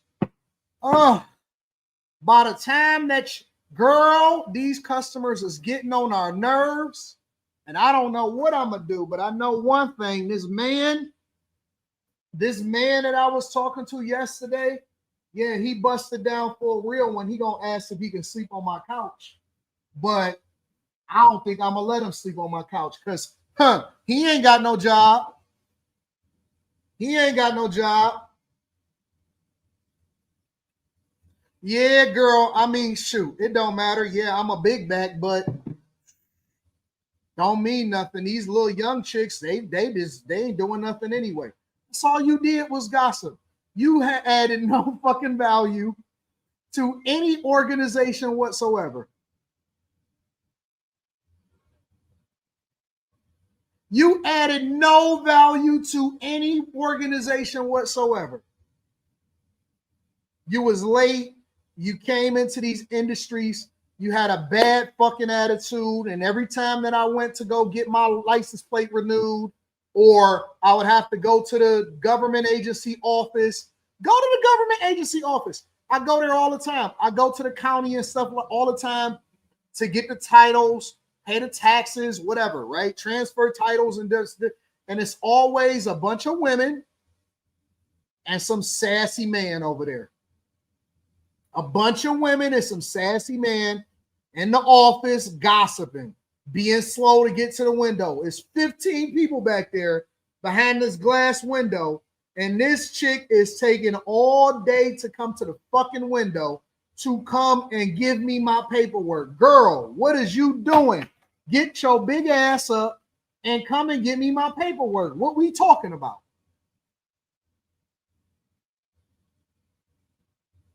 Everybody always on lunch. Everybody tired. And so that's what they would do. That's what they would do. So they would go to school, and then they gonna start to set some fucking parameters. Let me tell you how deceitful these women has been, right? Then they gonna start putting some standards on this shit. If you don't got a degree, then you can't come and apply for this job. So they gonna start putting the barrier to entry to some basic shit that they've been doing their whole lives, right? So that job has always been clerical work. The man that was taking care of business, his wife wanted something to do once the children started to get big and grow out the house, so she wouldn't work for the fucking government, or she wouldn't become a school teacher or something. Then they start putting parameters on the shit because they thought that they was too good. Hey, listen, if you want to come in here and type on this computer right here, buddy, you're going to have a degree. What kind of degree? I don't really care what kind of degree it is, but you got to have a degree in order to qualify to type on this goddamn piece of computer right here and print out some papers. Okay, cool. I got you. So then men said, all right, cool. Y'all got it. You good. You the big bad wolf. You tough. You doing what you doing. Now what we see happening here is a correction. Because God don't like ugly. Because God don't like ugly.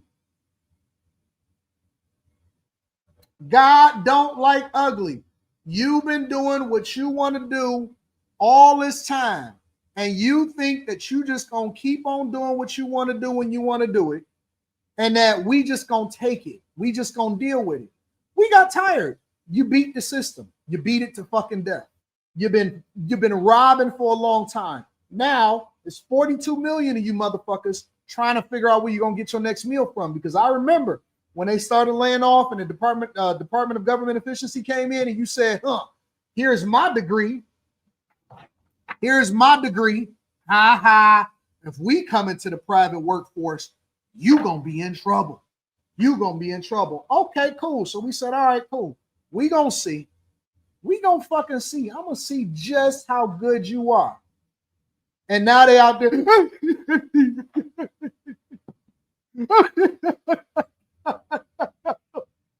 Oh my God. Oh, I got 6 kids, my 4 different baby daddies. Who's gonna feed them? So you can't call one of the 4. You can't call one of the 4 to come and fix this situation. I know. Listen. I know everything that let me show you something. Let me show you the 2 things that I used to see these big backs inside of these places when they would go to after hours. This is the 2 things that they had.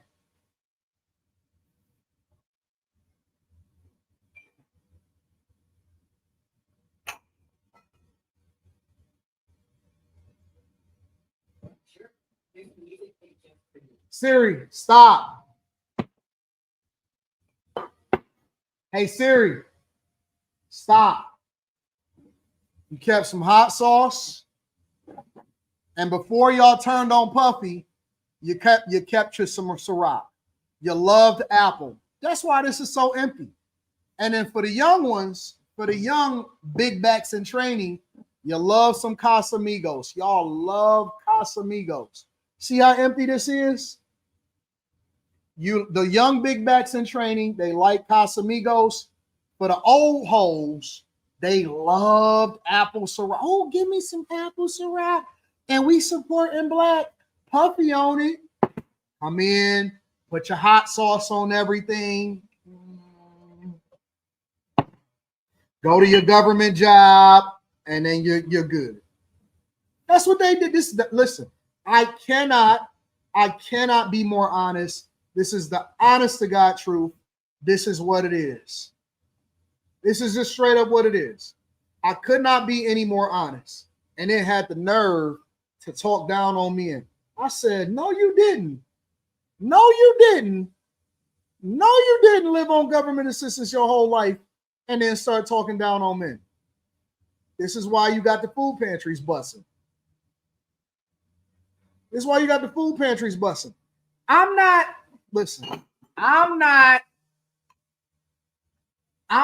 gonna be out here paying for fucking groceries. I'm not giving them no food pantries. I'm gonna do the same thing I've been doing way before y'all start getting mad at the fact that they shut the government down. I'm staying out the way. I'm gonna give to the homeless. I'm giving to the homeless. I'm not giving to no food pantries. I'm not doing none of that. I'm gonna go straight to the streets like I've been doing the whole time, and I'm giving to the homeless. Fuck that. I'm not doing it. I'm not doing it. Begging, I'm giving to my homeless crew, and I got the same people that I've been dealing with all of this time. I'm not gonna be out here dealing with this foolishness. Drink your apple Ciroc like you've been doing. Drink Casamigos for the young big backs in training, and they all act like they keep a hot sauce in their purse. And this is the real stuff. Like this is the hot sauce that they want. All of that watered down Tabasco sauce and all of that stuff. No, they want red hot. All right. They want Frank's red hot. They don't want nothing but Frank's red hot. You keep on having Tabasco sauce. You want to get the authentic stuff. We not getting nothing authentic. Only thing authentic inside of the black community is Frank's red hot right here. This is the one. Cayenne pepper sauce. Don't get no different stuff. Don't get the other one. This is the one that they want. Now, if they get a little bougie, they might try to act like they stepping out. Oh, girl, I'll get the other kind. Nah, nigga, you was raised on Frank's. Frank know you. Frank know you. You was raised on Frank's. Don't you lie to me. Don't no. Oh, so now you want Texas Pete's. Inquiry for how to access the charitable food system. I don't believe y'all. Mobile pantries, we typically prepare for 250 families. Had to bump up to 350, still had over 400 households show up, went to 400, and then had 800 families. 192 of those had never accessed the charitable food system before. Me too. We Me had too, not see? seen them. Me too, yesterday, we did an incredible amount of home deliveries to seniors and veterans, our most vulnerable, right, who don't have access to food. It's really been quite a tidal wave of, it doesn't look like it's going to crash anytime soon. Yeah, and I've no doubt these families are so appreciative. 50 tons of food in one day. It's rough out here, man. I feel bad a little bit. I can't lie. I gotta be honest. I feel bad a little bit. Rita's calling me begging. Let me see what she's talking about.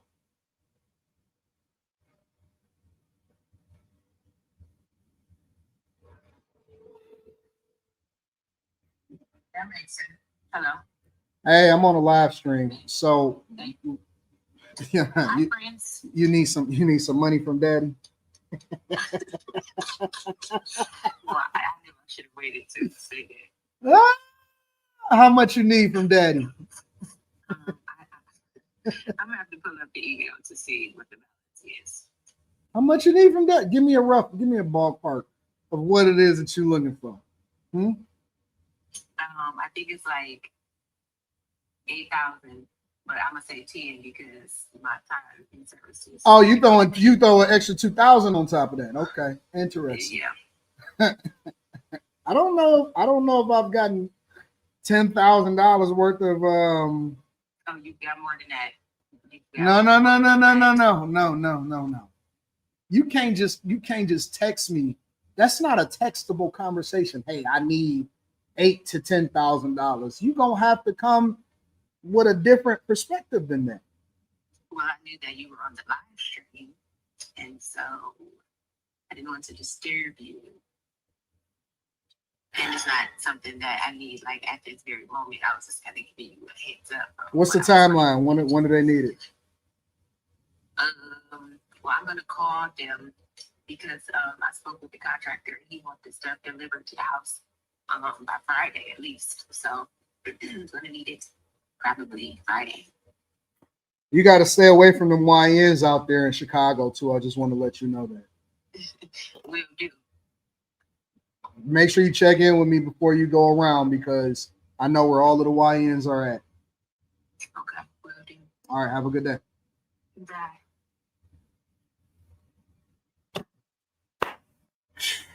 Oh, you didn't know. Chicago shopping trip. Her and her sister. It's a little different over here. You know what I'm saying? It's a little different. Anyways, make sure you guys hit a like, give it up, Daddy AD.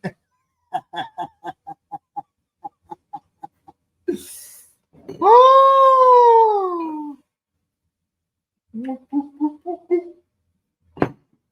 Make sure you guys hit a like for the algorithm, subscribe to the channel, and turn on your notifications. It's gonna text me out of the blue.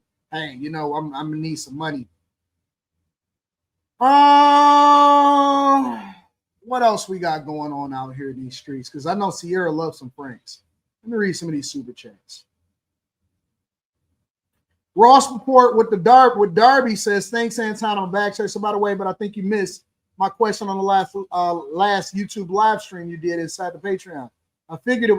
Well, I don't use this all the time. Send me a message in the Patreon and I'll tell you what I usually like to use and how I leverage that and why I think it's better. All right. Shout out to the Ross report with Darby. Armand says, good afternoon, Anton. What do you think of the new Big L album? I haven't listened to it. I'm gonna be honest with you. Armand,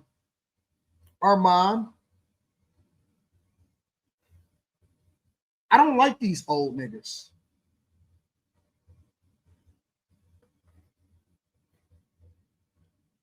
I like my old niggas old. I don't like them new. I don't want them remixed. You know what I anticipate? It's like a Tupac album after they did. You know what I'm saying? Like, I don't want to hear it when they not here. I want to hear it in the time that they wanted me to hear it. I don't want no remixes. I don't want none of that stuff. I want my old people old. Just play me the hits. Like, you know what I'm saying? Ain't no new Big L album because Big L ain't been here. That's a fake, in my opinion. I'm not listening, you know what I'm saying? I'm not listening to no big. I would never listen to a Tupac album that came out after Tupac was dead. I would never listen to the Biggie duets. You know what I'm saying? Like, nah, I'm a pass, bro. I'm a pass. Like, you keep the classics, and you stay out the way. I'm not listening to no old lyrics on some new beats. I'm not doing that, bro. I'm not doing that. I don't want to listen to nothing that's fake. This is the unreleased music. Well, then leave it unreleased. I don't want to keep hearing it, bro. Yeah, but he was recording it to release it. So it's like Biggie's Life After Death album. That came out right after he died, but he was making the album to come out at that particular time. I don't want somebody else coming in and picking different songs from the archive and releasing it and re-releasing it as a money grab. No, I don't want that, bro. I'm gonna just keep the albums that they got and I'm gonna roll with those. I don't like that, honestly. So no, I haven't listened to it. No, I don't plan on listening to it. It's not a thing for me. Raheem says a bottle of hot sauce at your desk is blasphemous. They said they keep it in their purse. Brian, the filmmaker, says, I ain't like all that. Who is he talk?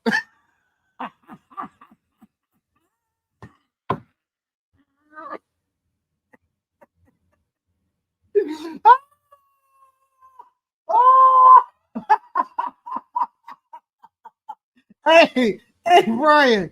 No, you didn't. No, we was joking. No, you did not change your pick. No, bro. You did not change your pick back to your old pick. No. Go ahead, change it back, bro. You can man, you can wear the pick. I was trolling, bro. I was trolling, man. I didn't really mean that, bro. Real talk.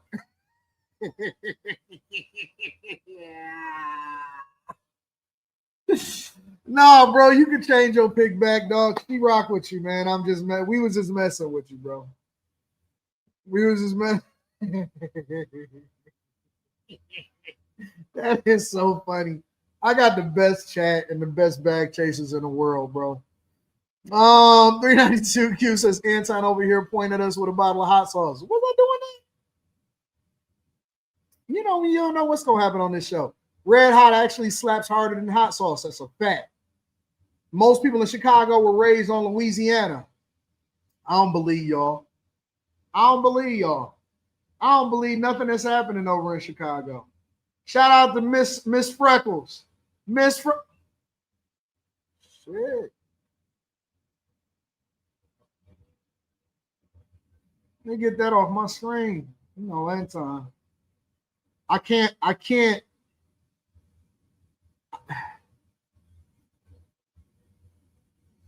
I have a boxolitis limit, bro. It's only so much. You can only do so much with so much, bro. Like, I don't have no more capacity. I'm out of capacity, bro. I'm out of capacity. They on my head top, man. They on my ass. Like, oh, nigga, you said that you was allocating time. I ain't got time for that, bro. I'm at my wit's end. I don't have no more space. I ain't got no more space, bro. I'm all spaced out. You know what I'm saying, Jennifer? I ain't got no more slots. I'm slotted up.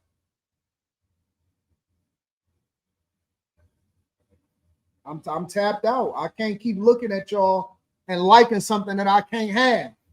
I don't want to like nothing else that Jennifer, I don't want nothing I can't have no more. I'm done.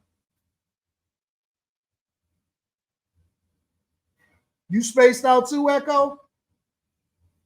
Shit, now I got a Lex on my 10K, please, Daddy. Oh shit. I don't know what to do. I don't know what to do.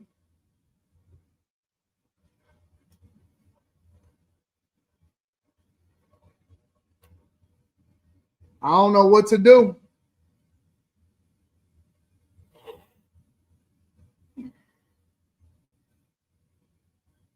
I'm tapped.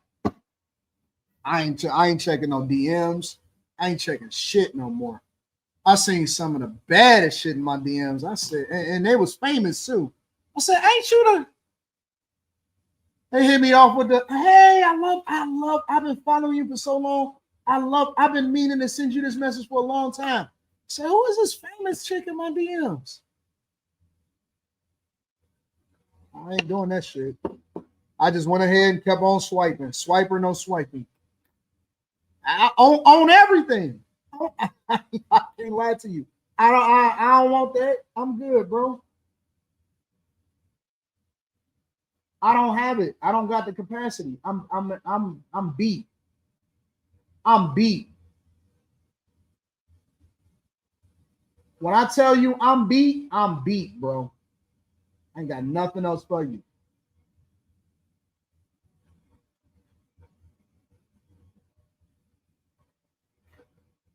I ain't folding, Lex. I ain't folding. I just kept on swiping. I don't want nothing. I'm too old for this shit. I don't got the same energy that I used to have. I don't got the same energy. Love my show. Thank you, Bobby Majors. I appreciate you. All right, I'm gonna continue to read super chats throughout the show. What's up with the seat at the table on the Patreon? It's first come, first serve, big dog. Most people don't leave it. Most people don't leave it.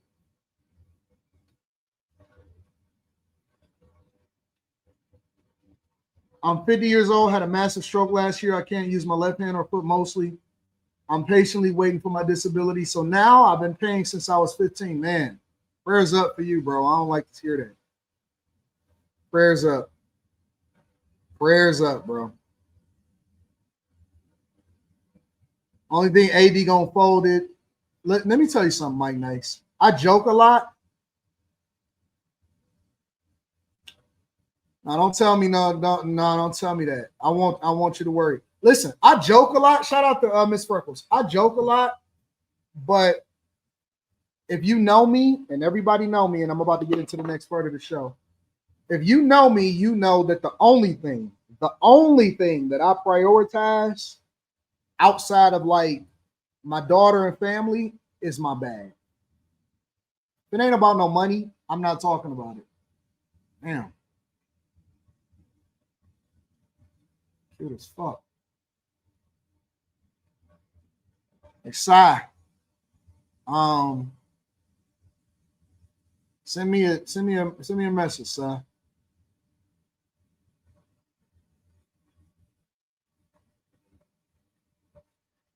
Sai, have we ever talked before?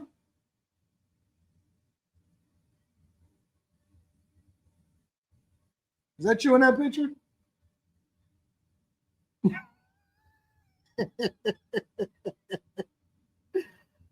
Don't do that, Ali. I'm just messing around. I'm just messing around. I'm just playing. I'm just messing around, man. Anyways, make sure y'all hit a like for the algorithm, subscribe to the channel. Aaliyah, don't do that. Don't do that. Don't do that. Don't do that. Don't write it in caps either. Don't do that.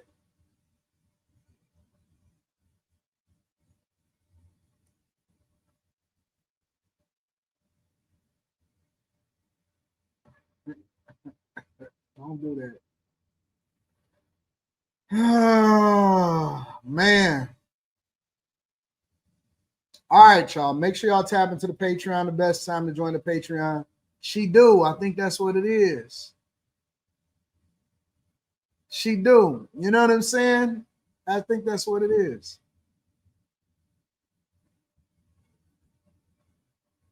I ain't never talked to you before.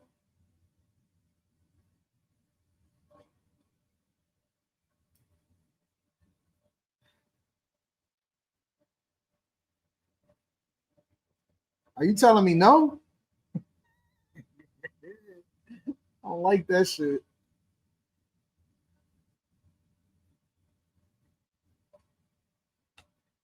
Give me a second, y'all. Let me derail for a second. We're going to get back into the show. I promise you. I just need to understand what's happening right now. All right, let me look up what we talking about next. What we going to talk about next? We so far behind, y'all. I ain't even going to cap. We so far behind. I don't even know what all we done talked about yet. How many things we talked about?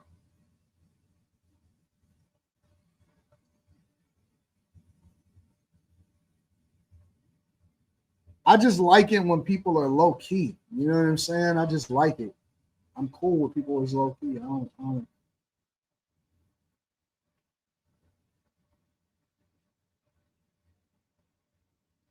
We only talk about 3. Fetterman. Shit. All right, we got to pick it up, y'all. We got to pick it up. We got to pick it up.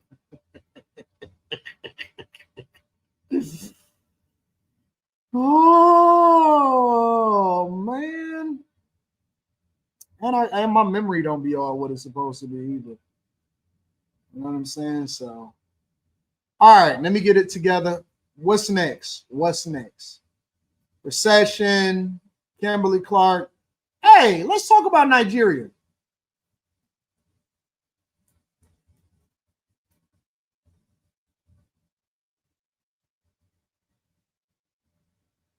Let's talk about Nigeria. It has been a great show today, hasn't it? All right, let me tell you why we're going to talk about Nigeria. Tonight in our deep. Let me tell you why we're going to talk about Nigeria. All right.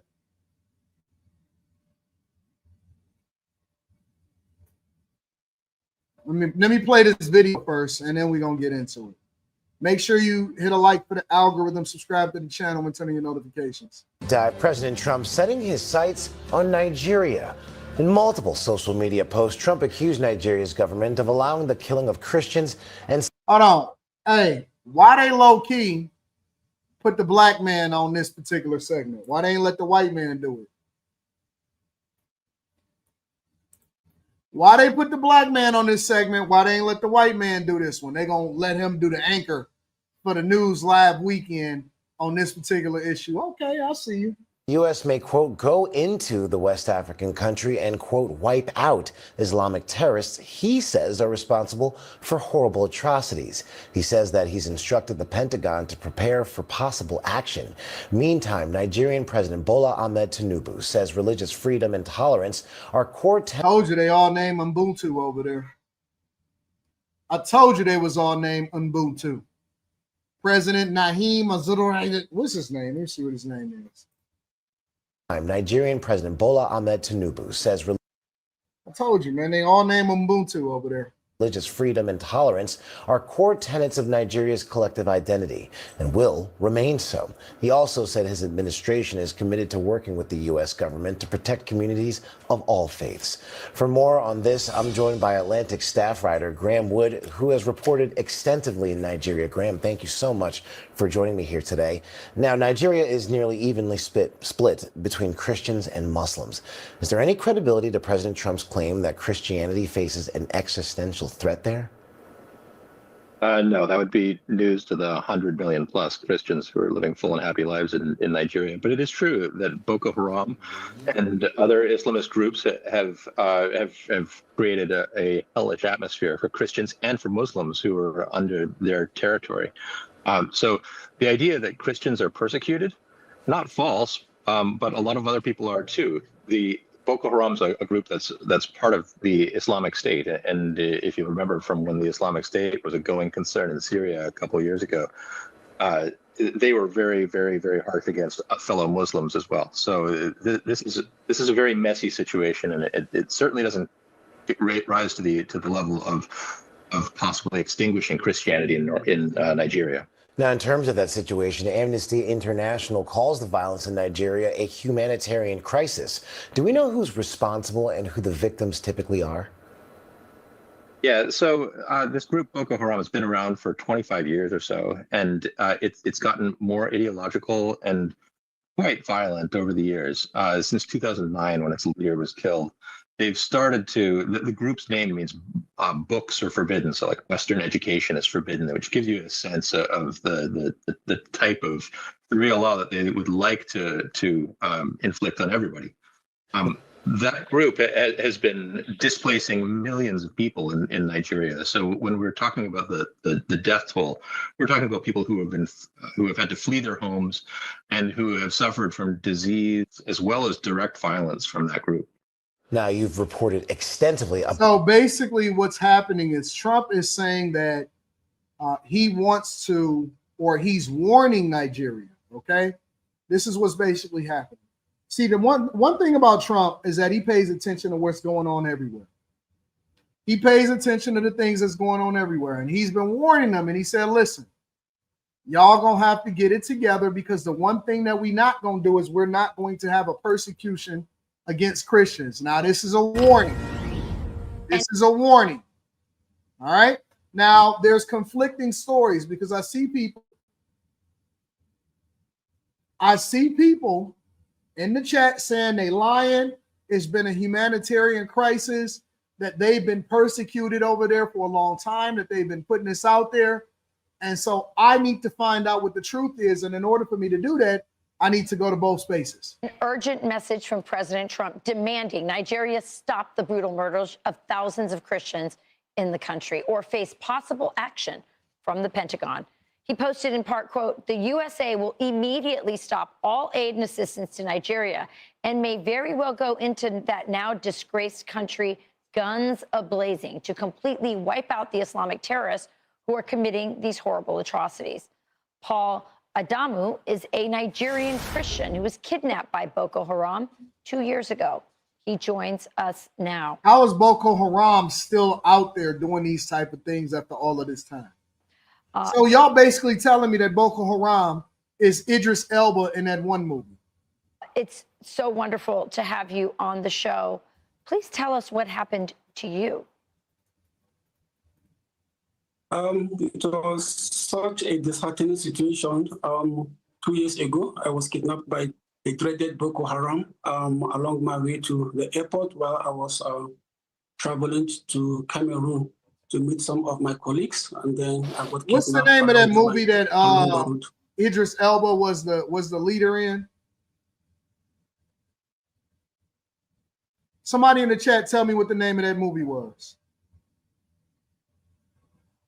And you were held for how long? Beast of No Nation. Yeah, I think that's what it was called. Okay. And there are many people, especially young girls, who have been kidnapped by Boko Haram, put into forced marriages, forced conversions. They're still in captivity. The situation there is quite dire. You heard what President Trump has said. Here's what Nigeria's president has said in response. He said that the characterization of Nigeria as religiously intolerant does not reflect our national reality, nor does it take into consideration the consistent and sincere efforts of the government to safeguard freedom of religion and beliefs for all Nigerians. What's your message? What's it like to be a Christian in Nigeria? First, I want to thank and applaud the United States of American President Donald Trump for designating Nigeria as a CPC, because everybody loves Trump. Everybody outside of the United States of America, unless you're a terrorist, loves Trump. Trump has been warning and getting stuff together, stopping wars, stopping genocides. And so world leaders don't pay attention to stuff that happens outside of their purview unless it's conducive for them. They don't pay attention to what's happening in the Congo. They don't pay attention to what's happening in Nigeria. They don't pay attention to any of this type of stuff. And so when Trump finally addresses it, because let's be clear, y'all like to say that he racist, but he always stands 10 toes down with doing the right thing. When Trump finally addresses it, everybody want to act like, oh man, I bet you one thing that would never happen. Because see, I seen Kamala Harris on her interview said that she met with world leaders from almost every single nation. They never, ever, ever addressed all of the genocide and all of the warring that's happening over in these places like Nigeria and Haiti and the Congo, where they getting their arms chopped off.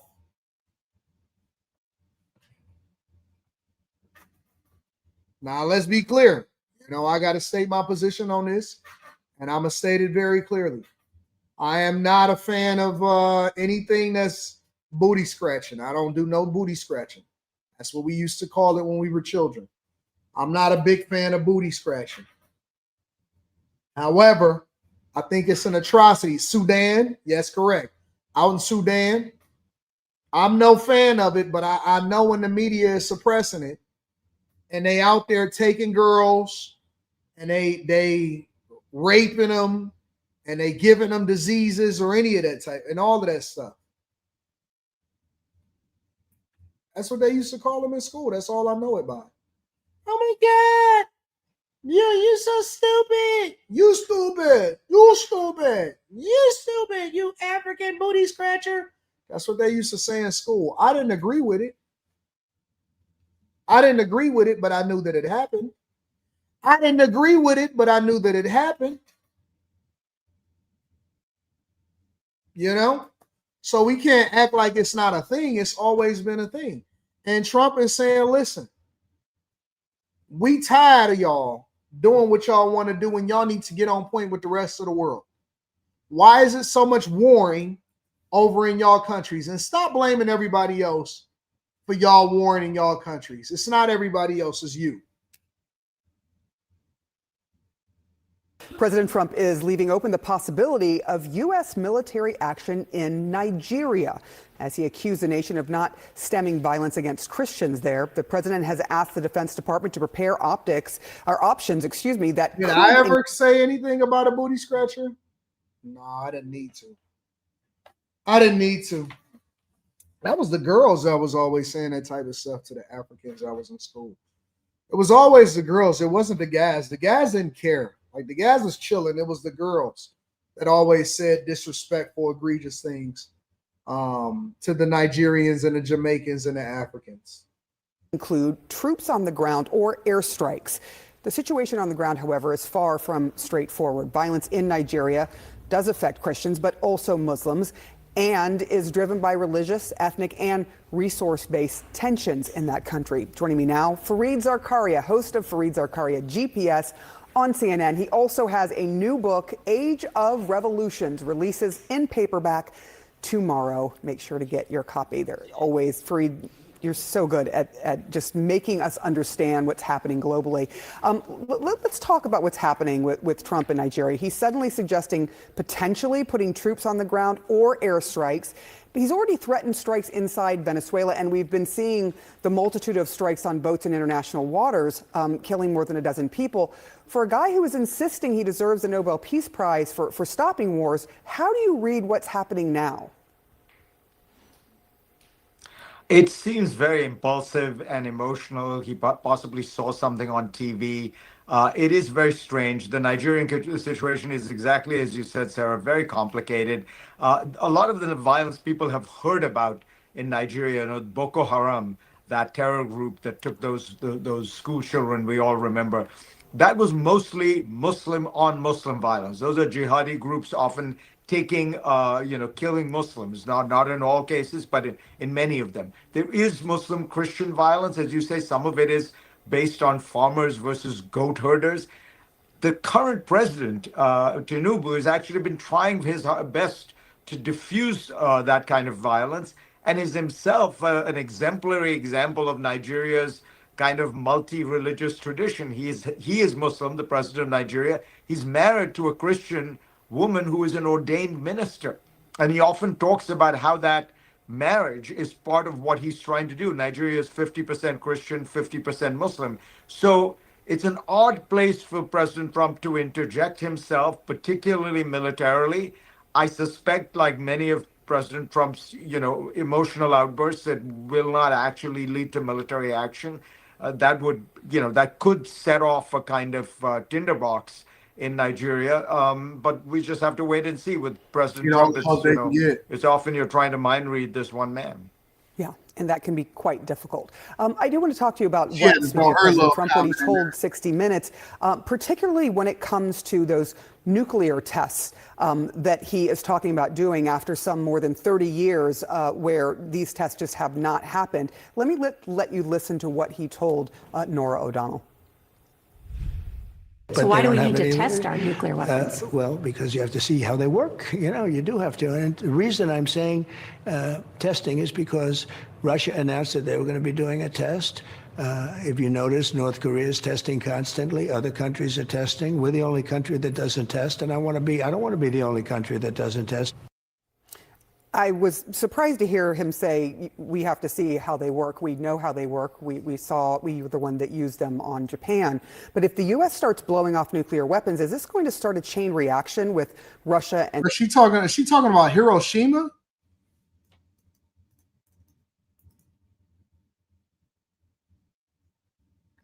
What was that, 1945?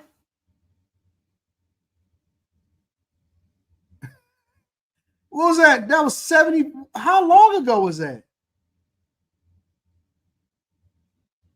That was 1945. Is she serious? China following suit? It almost certainly will. I'm not sure, some of this is classified information and we don't have access to it. But conventionally, it's believed that Russia and China and mostly everyone stopped in the mid-1990s. North Korea is the exception. But the major nuclear powers have tended to believe that they can figure out whether or not these weapons work without doing these underground tests, that have all kinds of environmental issues. It also it kind of has the tendency to trigger more of an arms race. But look, I think I know where President Trump is coming from on this issue. He wants leverage in these negotiations that we should be engaging in with the Russians and the Chinese. The big nuclear fact that we need to come to terms with is that China is on track to, I think, roughly quadruple the number of nuclear weapons it has over the next 10 years. That is a huge shift in the nuclear balance of power, and we should be trying to engage them in terms of negotiations and arms control. And if you need some leverage in that area, I'm not entirely opposed to it. They hate every single thing that Trump is doing, including trying to fix Nigeria. Make sure you guys hit a like for the algorithm, subscribe to the channel, and turn on your notifications. Let me read some of these super chats, and we're going to get on to the next thing. Shout out to my girl, Miss Freckles. I appreciate you. James Vincent says, just join the Patreon and make sure to put that profile picture up. No sock jacking over here, ready to learn how to run up a bag. Shout out to my dog, James Vincent. Again, the best day to join the Patreon is the beginning of the month. I'm going to keep y'all updated on when I'm going to drop that interview. Uploading it now. Amethyst Angel says, in his first term, Trump put Nigeria on the concern list. Biden removed them, saying the fights were due to the environmental effect. You know that ain't true. Now, we all know that ain't true. You know what I'm saying? Shout out to Amethyst Angel. Shout out to everybody that was in the chat. I'm going to get into a couple more things because we are approaching the 3-hour mark, but I want to address a couple more things before we dip out today. First thing that I'm going to address is, and this is going to be a quick one, so we shouldn't spend any more than 10 minutes on this one, is they saying that foreclosures are up 20%. Foreclosure rates continue to rise up to 20% in September from last year. Industry experts say that. Hold on, wait a minute. She getting money like that? To rise up to 20%. You getting money like that? Are these people getting money like that? She got on the Hermes belt. I'm not one to point out anything, you know what I'm saying? I just like to look at the details and pay attention. She got on the Hermes belt, though. She getting money like that? I don't own an Hermes belt, so.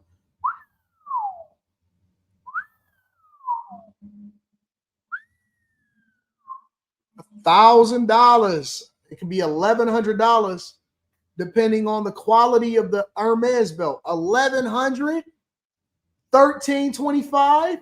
Wow. Okay, baby. I see you. Somebody been taking care of her for a long time. All right. Percent in September from last year. Industry experts say that while the numbers aren't historically alarming, they may signal broader trouble. CBS's Christian Benavides takes us to Florida, which has the highest foreclosure rates in the country. This house is one of realtor Emily Odak's half-dozen foreclosure lists. That must be a local news station. They up there coughing in the background. Hold on, let me see what's happening. Us to Florida, which has the highest foreclosure rates in the country. This house is one of realtor Emily Odak's half-dozen.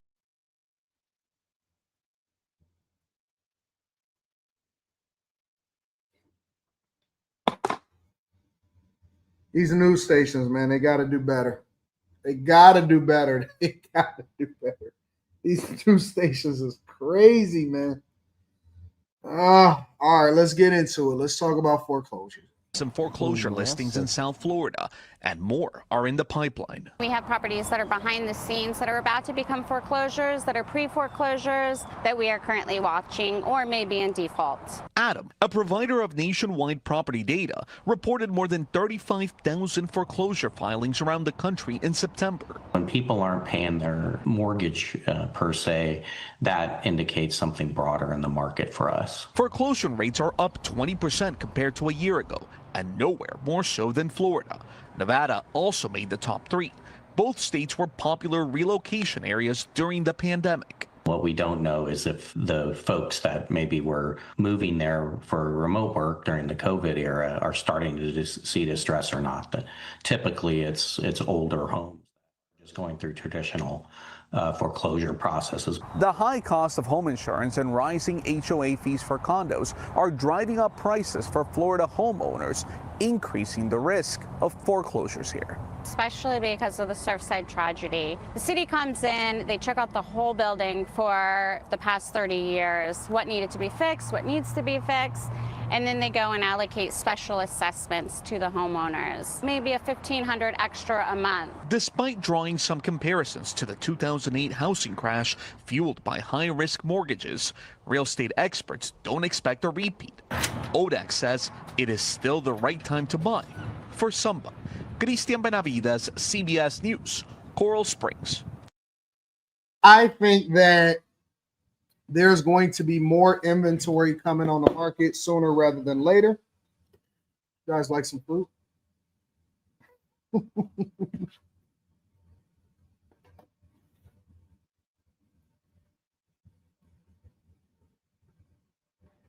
There is going to be more inventory coming on the market sooner rather than later. Why? Because people are trying to get from up under these homes. Let me tell you what's keeping the market afloat at this point. Couple different things.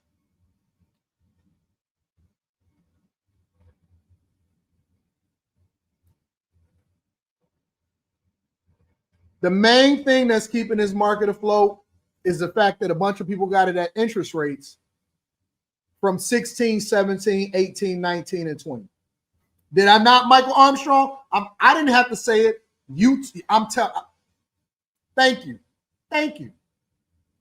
And where is all of the explosion as far as property values where people are getting the best return on a buck? In the Midwest. In the Midwest. People are getting the most return for their buck in the Midwest. The Midwest has been where it's at. Somebody had asked me years ago, Anton, where would you invest? I guess to get the fuck out of Florida. Anton, I think I can do it. I'm going to do it in Florida. I said, don't do it. Don't do it. Don't do it. You're going to suffer. You're going to pay for it. It's going to be the worst decision that you ever made in your entire life.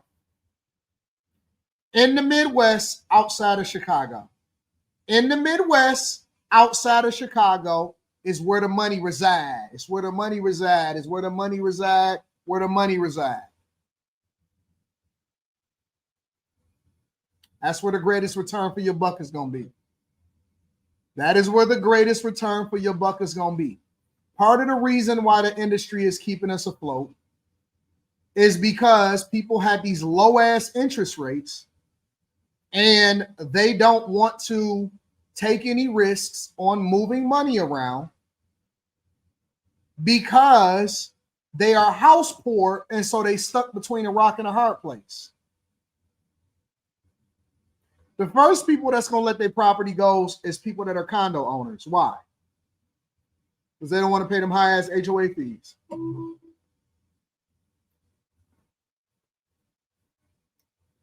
They don't want to pay them high-ass HOA fees.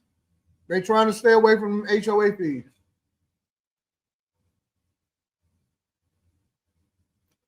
Never, ever, ever.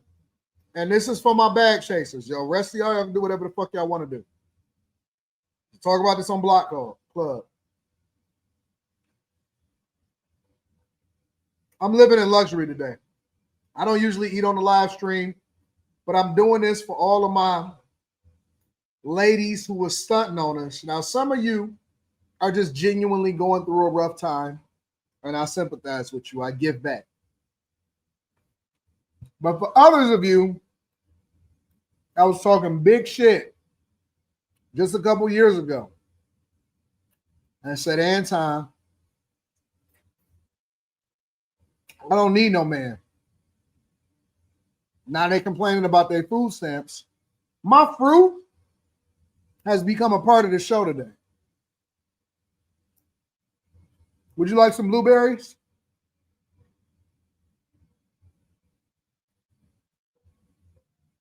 The fruit is a part of the show. This is so fucking fulfilling. I don't know what it is. It's like it's got some extra oomph on it today. It's like it's got some extra oomph on it today. I got some asparagus that's being seared today. That's going to be my vegetable of choice today. We're going asparagus with butter. So I don't know what that is.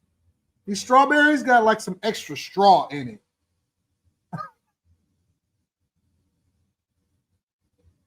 But no, in all seriousness, honestly, it's crazy how the market has been propped up by the fact that people don't want to let go of these interest rates. And so they want to go to other places. They want to get out of that old ass, busted ass house. They want to do something different, but they house poor. And so they stuck because their whole life they've been focused on financing. And I've been getting video after video after video of people that are complaining also about the fact that they don't like that they got to pay 30 years of interest and then pay more than double for the house. And that's not including the maintenance, the property taxes, repairs, and all of that stuff. They don't. They don't like it. They don't like it, and they're upset about that.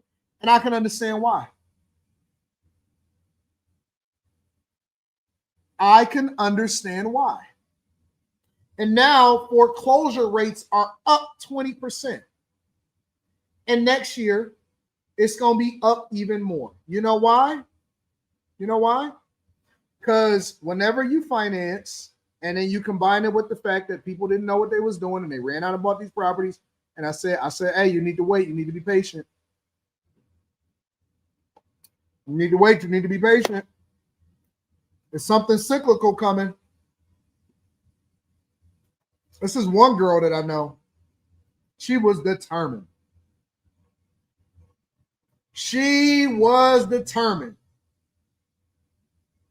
She was adamant about doing it. I said, don't do it. Don't do it. You about to overpay. You about to do this. You about to do that. She fought me tooth and nail. And then one day she said, you know what? I'm going to take your advice. I'm going to sit down for a minute. I'm going to just stack. And instead, I'm going to allocate my money over to this stock that you say allocated into, and this stock, and all of this other stuff, right? And I said, cool. And put it in this and put it in that, right? And so she got an 83% return. She had over 6 figures that she was about to put down on the house. Not buy, put down on the house. And now she got an over 83% return on buying Tesla at the right time. 83%. Some of y'all are better off putting your money inside of stocks. Honestly, if you're not a bag chaser, make sure you tap into the Patreon. Link is in the description as well as pinned to the top of the chat. Some of y'all are better off putting your money in the stocks. You get a better return. It's the honest to God truth. Stop looking at a house as an investment. The first thing you have to do is stop looking at a house as an investment. Remember when I was on that live stream and I was telling y'all? Remember when I was on that live stream and I just randomly bought Tesla on a separate account? I'll show you what it is. I just randomly bought Tesla on a separate account. Just from that one stock, that one play. I don't know how many months ago that is. That was a few months ago. But I just did it for shits and giggles.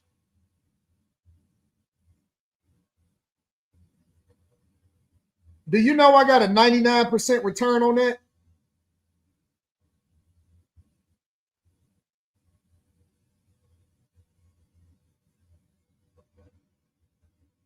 I wish I could show it to you. I wish I could show it to you. Here, I'm going to screenshot it for you. Damn. I wish I could show it to you. How do I screenshot this without showing my I know what I can do. I could just scratch it off.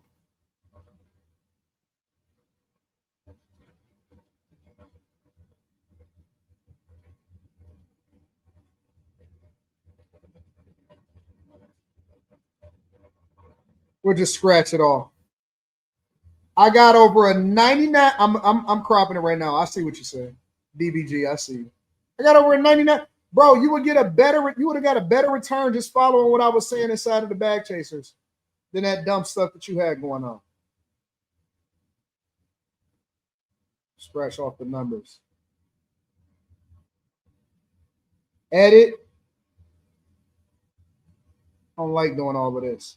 See, in the Patreon, I could just show y'all. I ain't got to do all of this.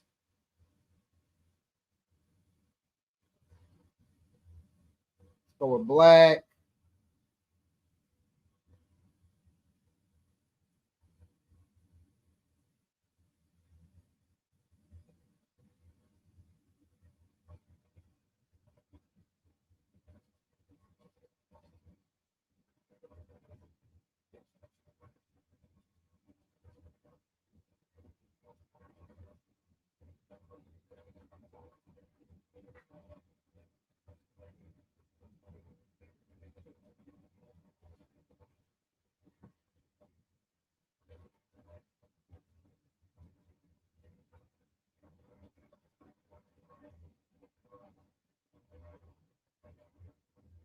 I just do that.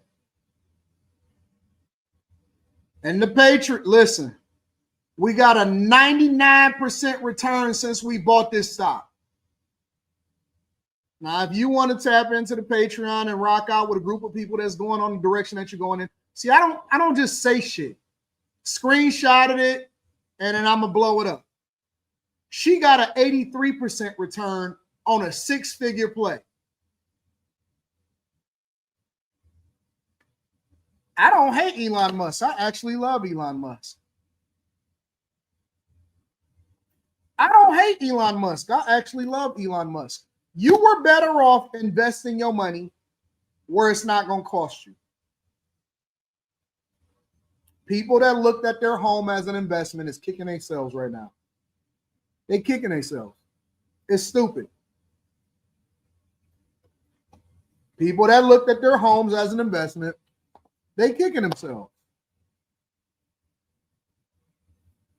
Don't make no sense. It's very basic. It's the 8 things that we look for when we're looking to invest in a company. I break it down. I'm going to do a live stream this weekend on it, right after I somehow, some way figure out how to get this Brian McKnight thing out to you guys. And then we're going to go from there. But it's crazy how people are basically getting their, you went into a 30-year deal. 1 year you had a bad year and now you're facing a fucking foreclosure.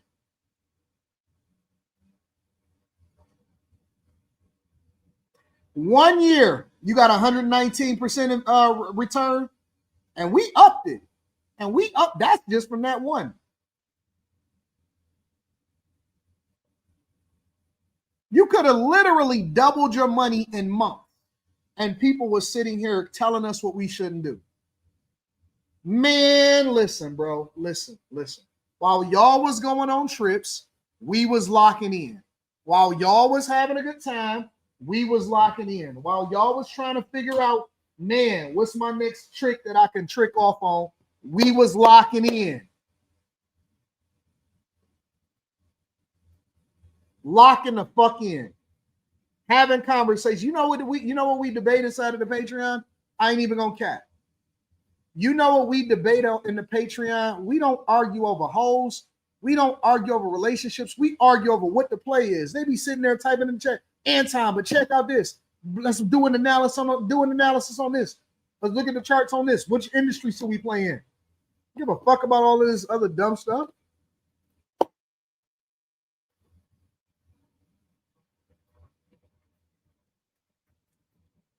How many bag chasers we got? We're gonna do one more story too. I'm in such a good space. Y'all gotta excuse me. I'm in such a good space. We still in the 19,000 range. Oh, okay. We got 1,000 new members. Okay, cool. We there. All right, we gonna get there. We gonna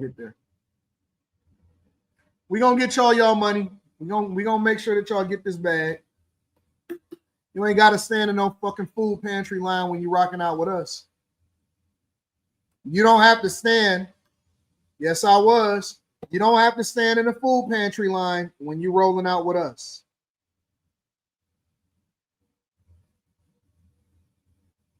It's different over here. Different. It's different. You can get yourself some fruit.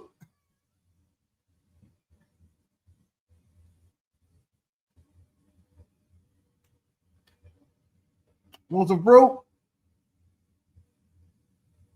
You ain't bought ASML when I told you about ASML? Want some fruit?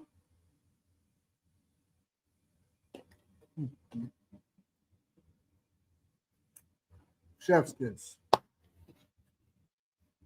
Chef's kiss. All right, let's get into the last thing that I want to talk about before we get up out of here.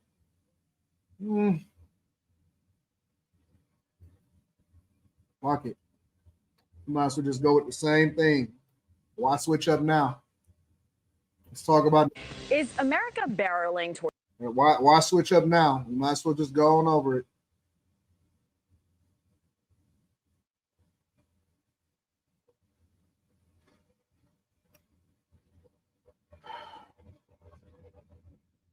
Is America barreling towards a recession? According to the Moody's Analytics chief economist, the answer may be yes, saying 22 states and Washington, D.C. are either at risk or already in a recession.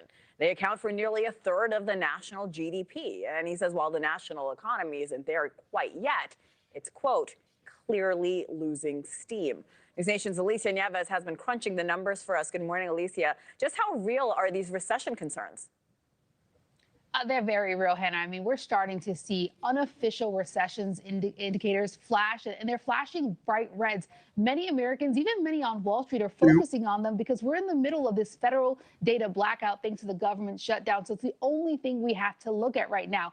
The clearest indicator of a slowdown is coming via overdue car payments. Right now, 6.5% of subprime borrowers, those with credit scores below 670, are at least 60 days late on their car loans. This is according to Fitch Ratings. That's actually worse than any point during the past 3 recessions. You're talking the COVID pandemic, the Great Recession, or even the dot-com bust. And we're seeing cars repossessed at the highest rate since 2008 and 2009.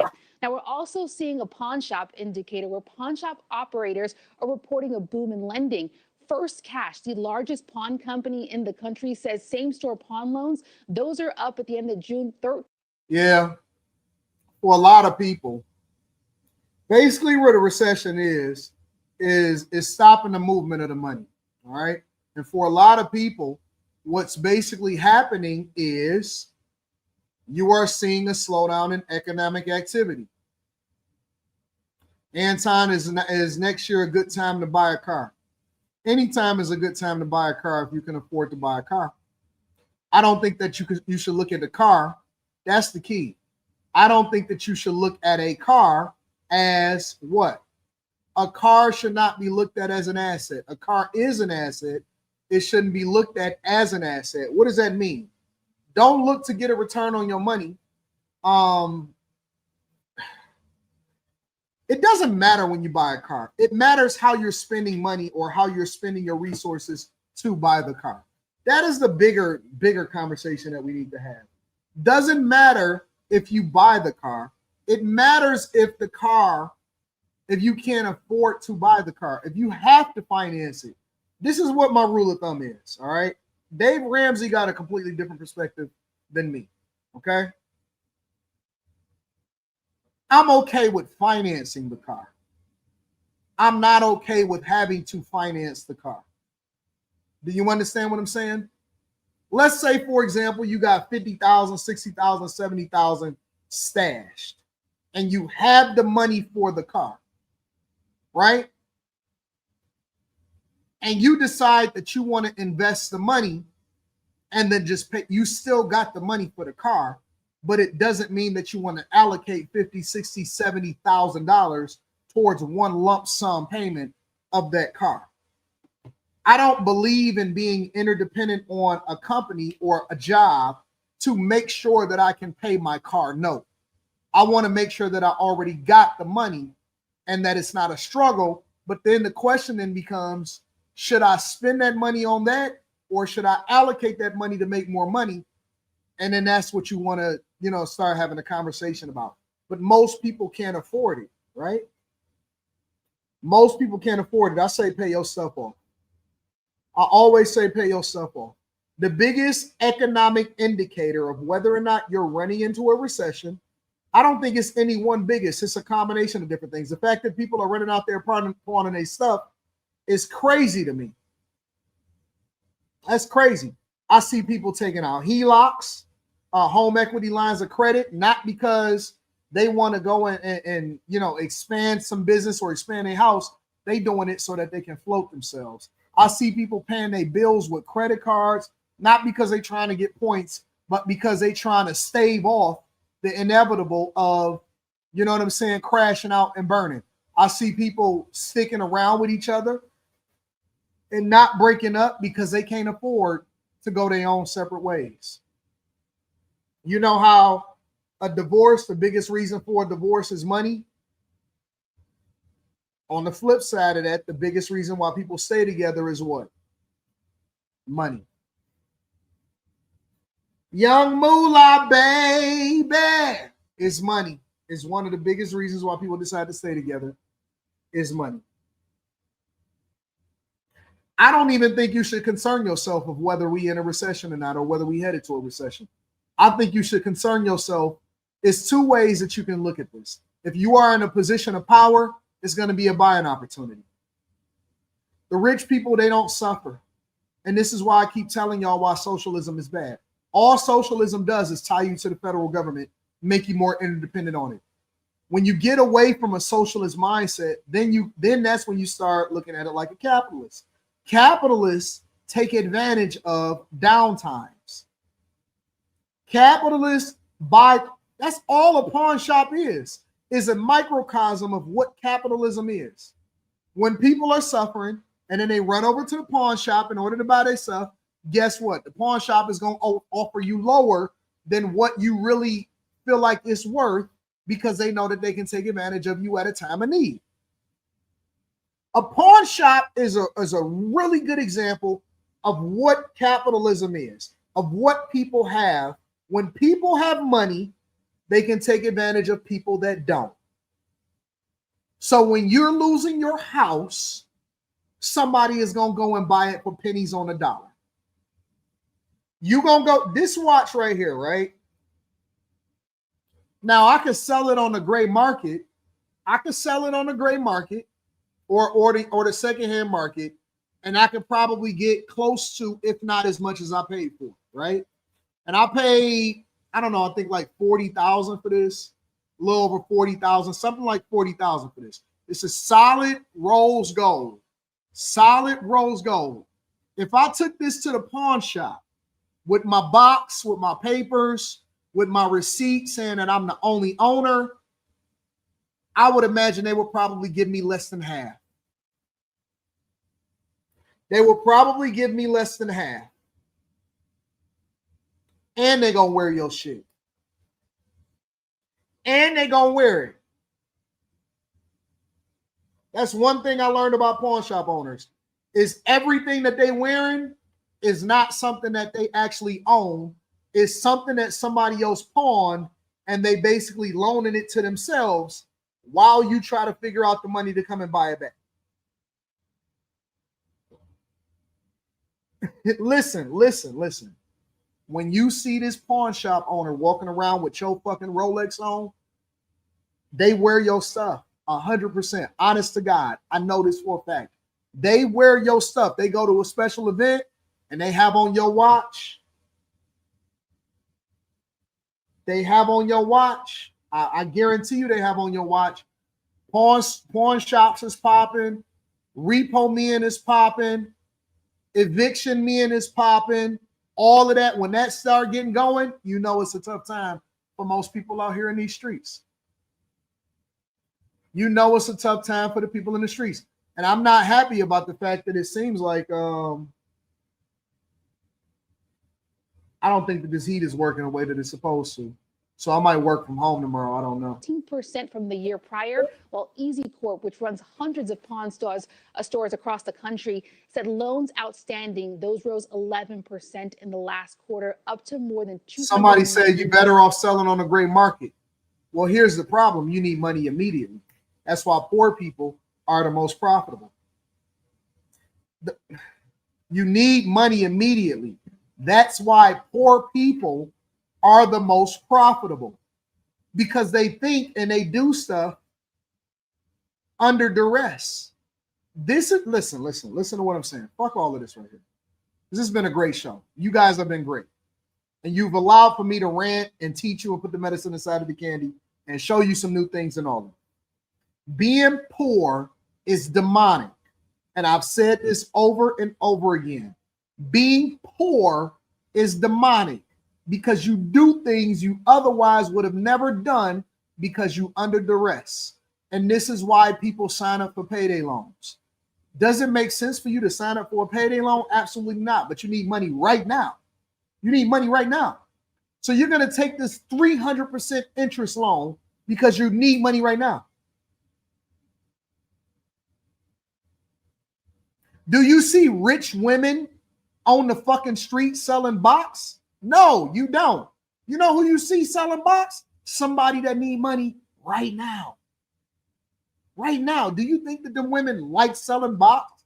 You think they like walking up and down the street? No, but they need money right now. Immediately. 100%. People selling and pawning their stuff. Wait a minute. You mean I would have to sell it, verify it, take pictures of it, take 50 different pictures, post it online, possibly try to find a buyer, have them hold my money after it being on the auction block for 7 days. If it meets the minimum threshold for them to sell it, then I can possibly get my money released. By the time you ever get into it, it's a month or two later before you finally get your money. Why would you do that when you can go and get $18,000 right now?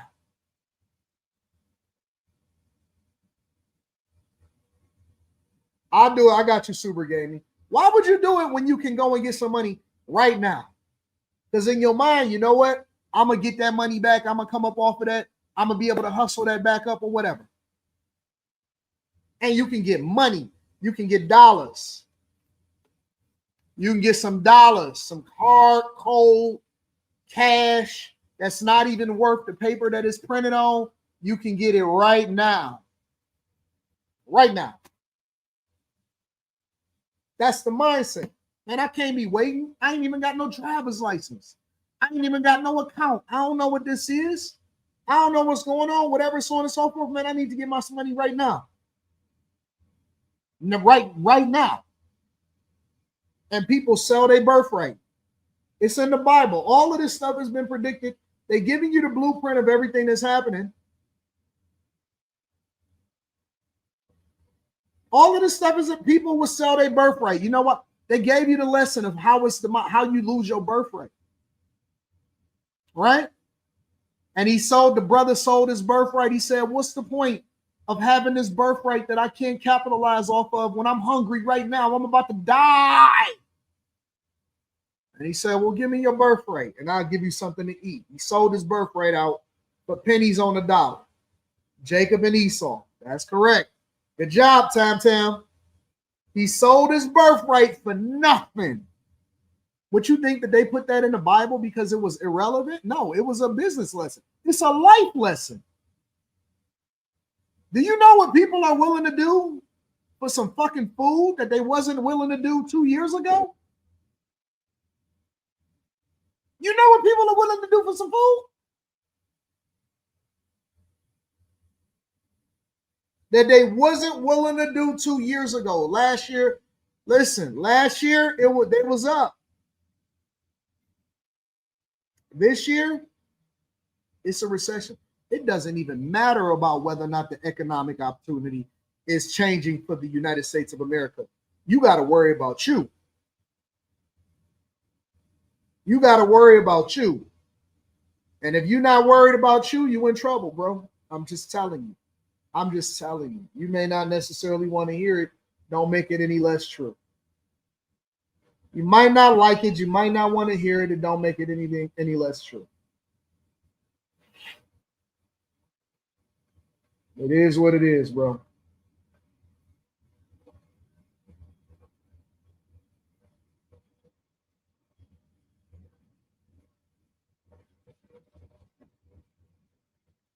Price of the brick is in the toilet right now. But shout out to the chasers. Shout out to the bag chasers. Shout out to the Patreon members. We own it. We own it. We own it. We own it. And the rich people, they just sitting here like this. I'm going to tell you, let me tell you what rich people are. Rich people that got money and resources, they sitting back like this. That's crazy. They stand out the way. They know it's not popular right now. It's not popular right now to be popping. It's not popular right now to have money. It's not popular right now to get resources. And so they sitting there quiet, polishing their Ferraris, stacking up on their cash, waiting to capitalize and take advantage of the market. And they're going to run it up. And I learned this a long fucking time ago. I learned in 2008, and I said, all right, you ain't got to convince me again. You ain't never going to have to convince me again. I'm never going to be in the position to suffer and give away my shit. I'm going to be the lender. I'm not going to be the person that's borrowing. I'm going to be the lender. And so I just stay steadfast when everybody else is doing what they're doing. I stay doing what I'm going to do, and then I'm going to go and get that bag. That's how I move. I just get money and mind my business. Mind my business. I stay out the way. That's why wealth is silent, because they just don't want you jealous and trying to run in their house and trying to do something to them. Anyways, make sure you guys tap into the Patreon. Link is in the description. Tiege Hanley, 40% off your first order, 20% off of life. It's been a very entertaining Monday. I'm going to try to get back to my normally scheduled program tomorrow, but we'll see what happens. Courtney Egger Show says, 80, I'll be sending you an email shortly. Got something to ride by you? All right, cool. Call me Tazi. What up, Tazi? Says this may be a stretch, but I think Trump is playing 3D chess on China. China's oil comes mainly from Iran.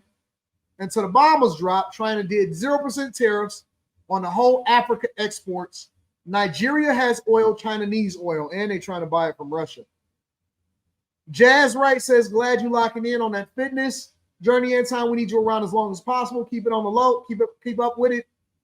Keep it up with the low-calorie foods. Yes, no, I'm enjoying this life. Wendell Kilgore says, just join the Bag Chasers AD, and I'm sticking with it. Stay with it. Let's get this money. Shantae Jackson. Now, that's what the fuck I like. That's what I like that picture, Shantae.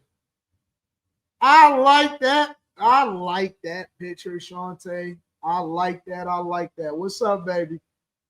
What's up, Shantae? Hey, Anton, what advice can you give to someone looking to think of a side hustle?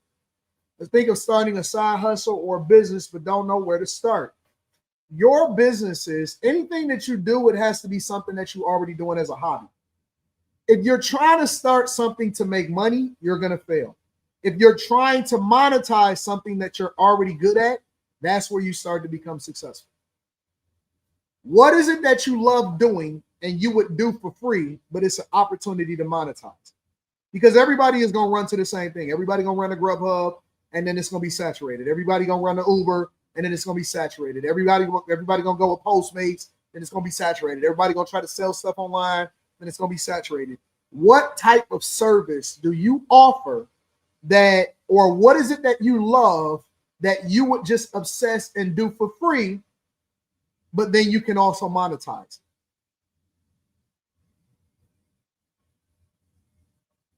All services-based businesses are going to pop. Trust me. I pay a premium for anything that I want.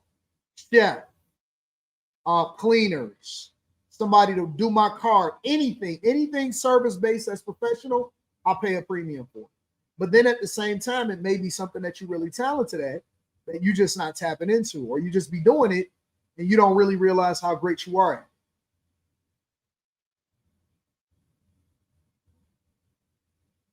You see what I'm saying?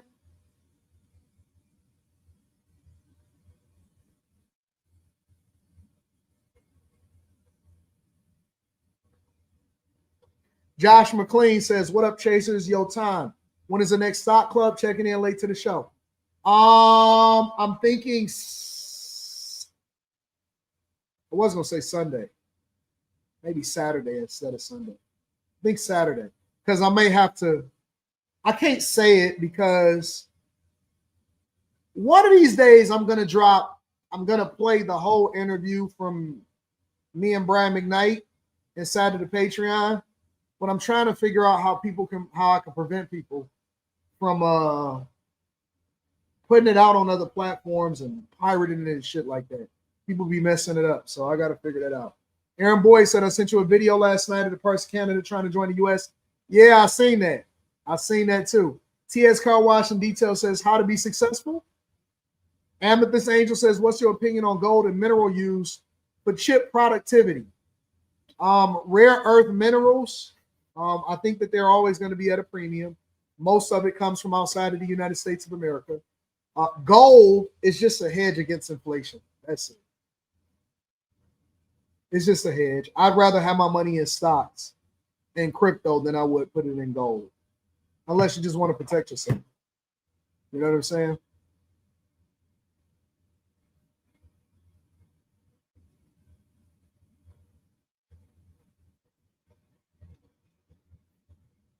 I love you guys. I appreciate y'all. Y'all are the greatest group on the face of this earth. Where would I be without you? Where would I be without you? It's been a fun show. It's been a fun show. You can invest in gold and silver. I don't look at that as an investment. I look at it as a hedge. I don't like it. I like to actually invest myself in a product, something that people are buying, not just hedge it on the possibility of it going up and down.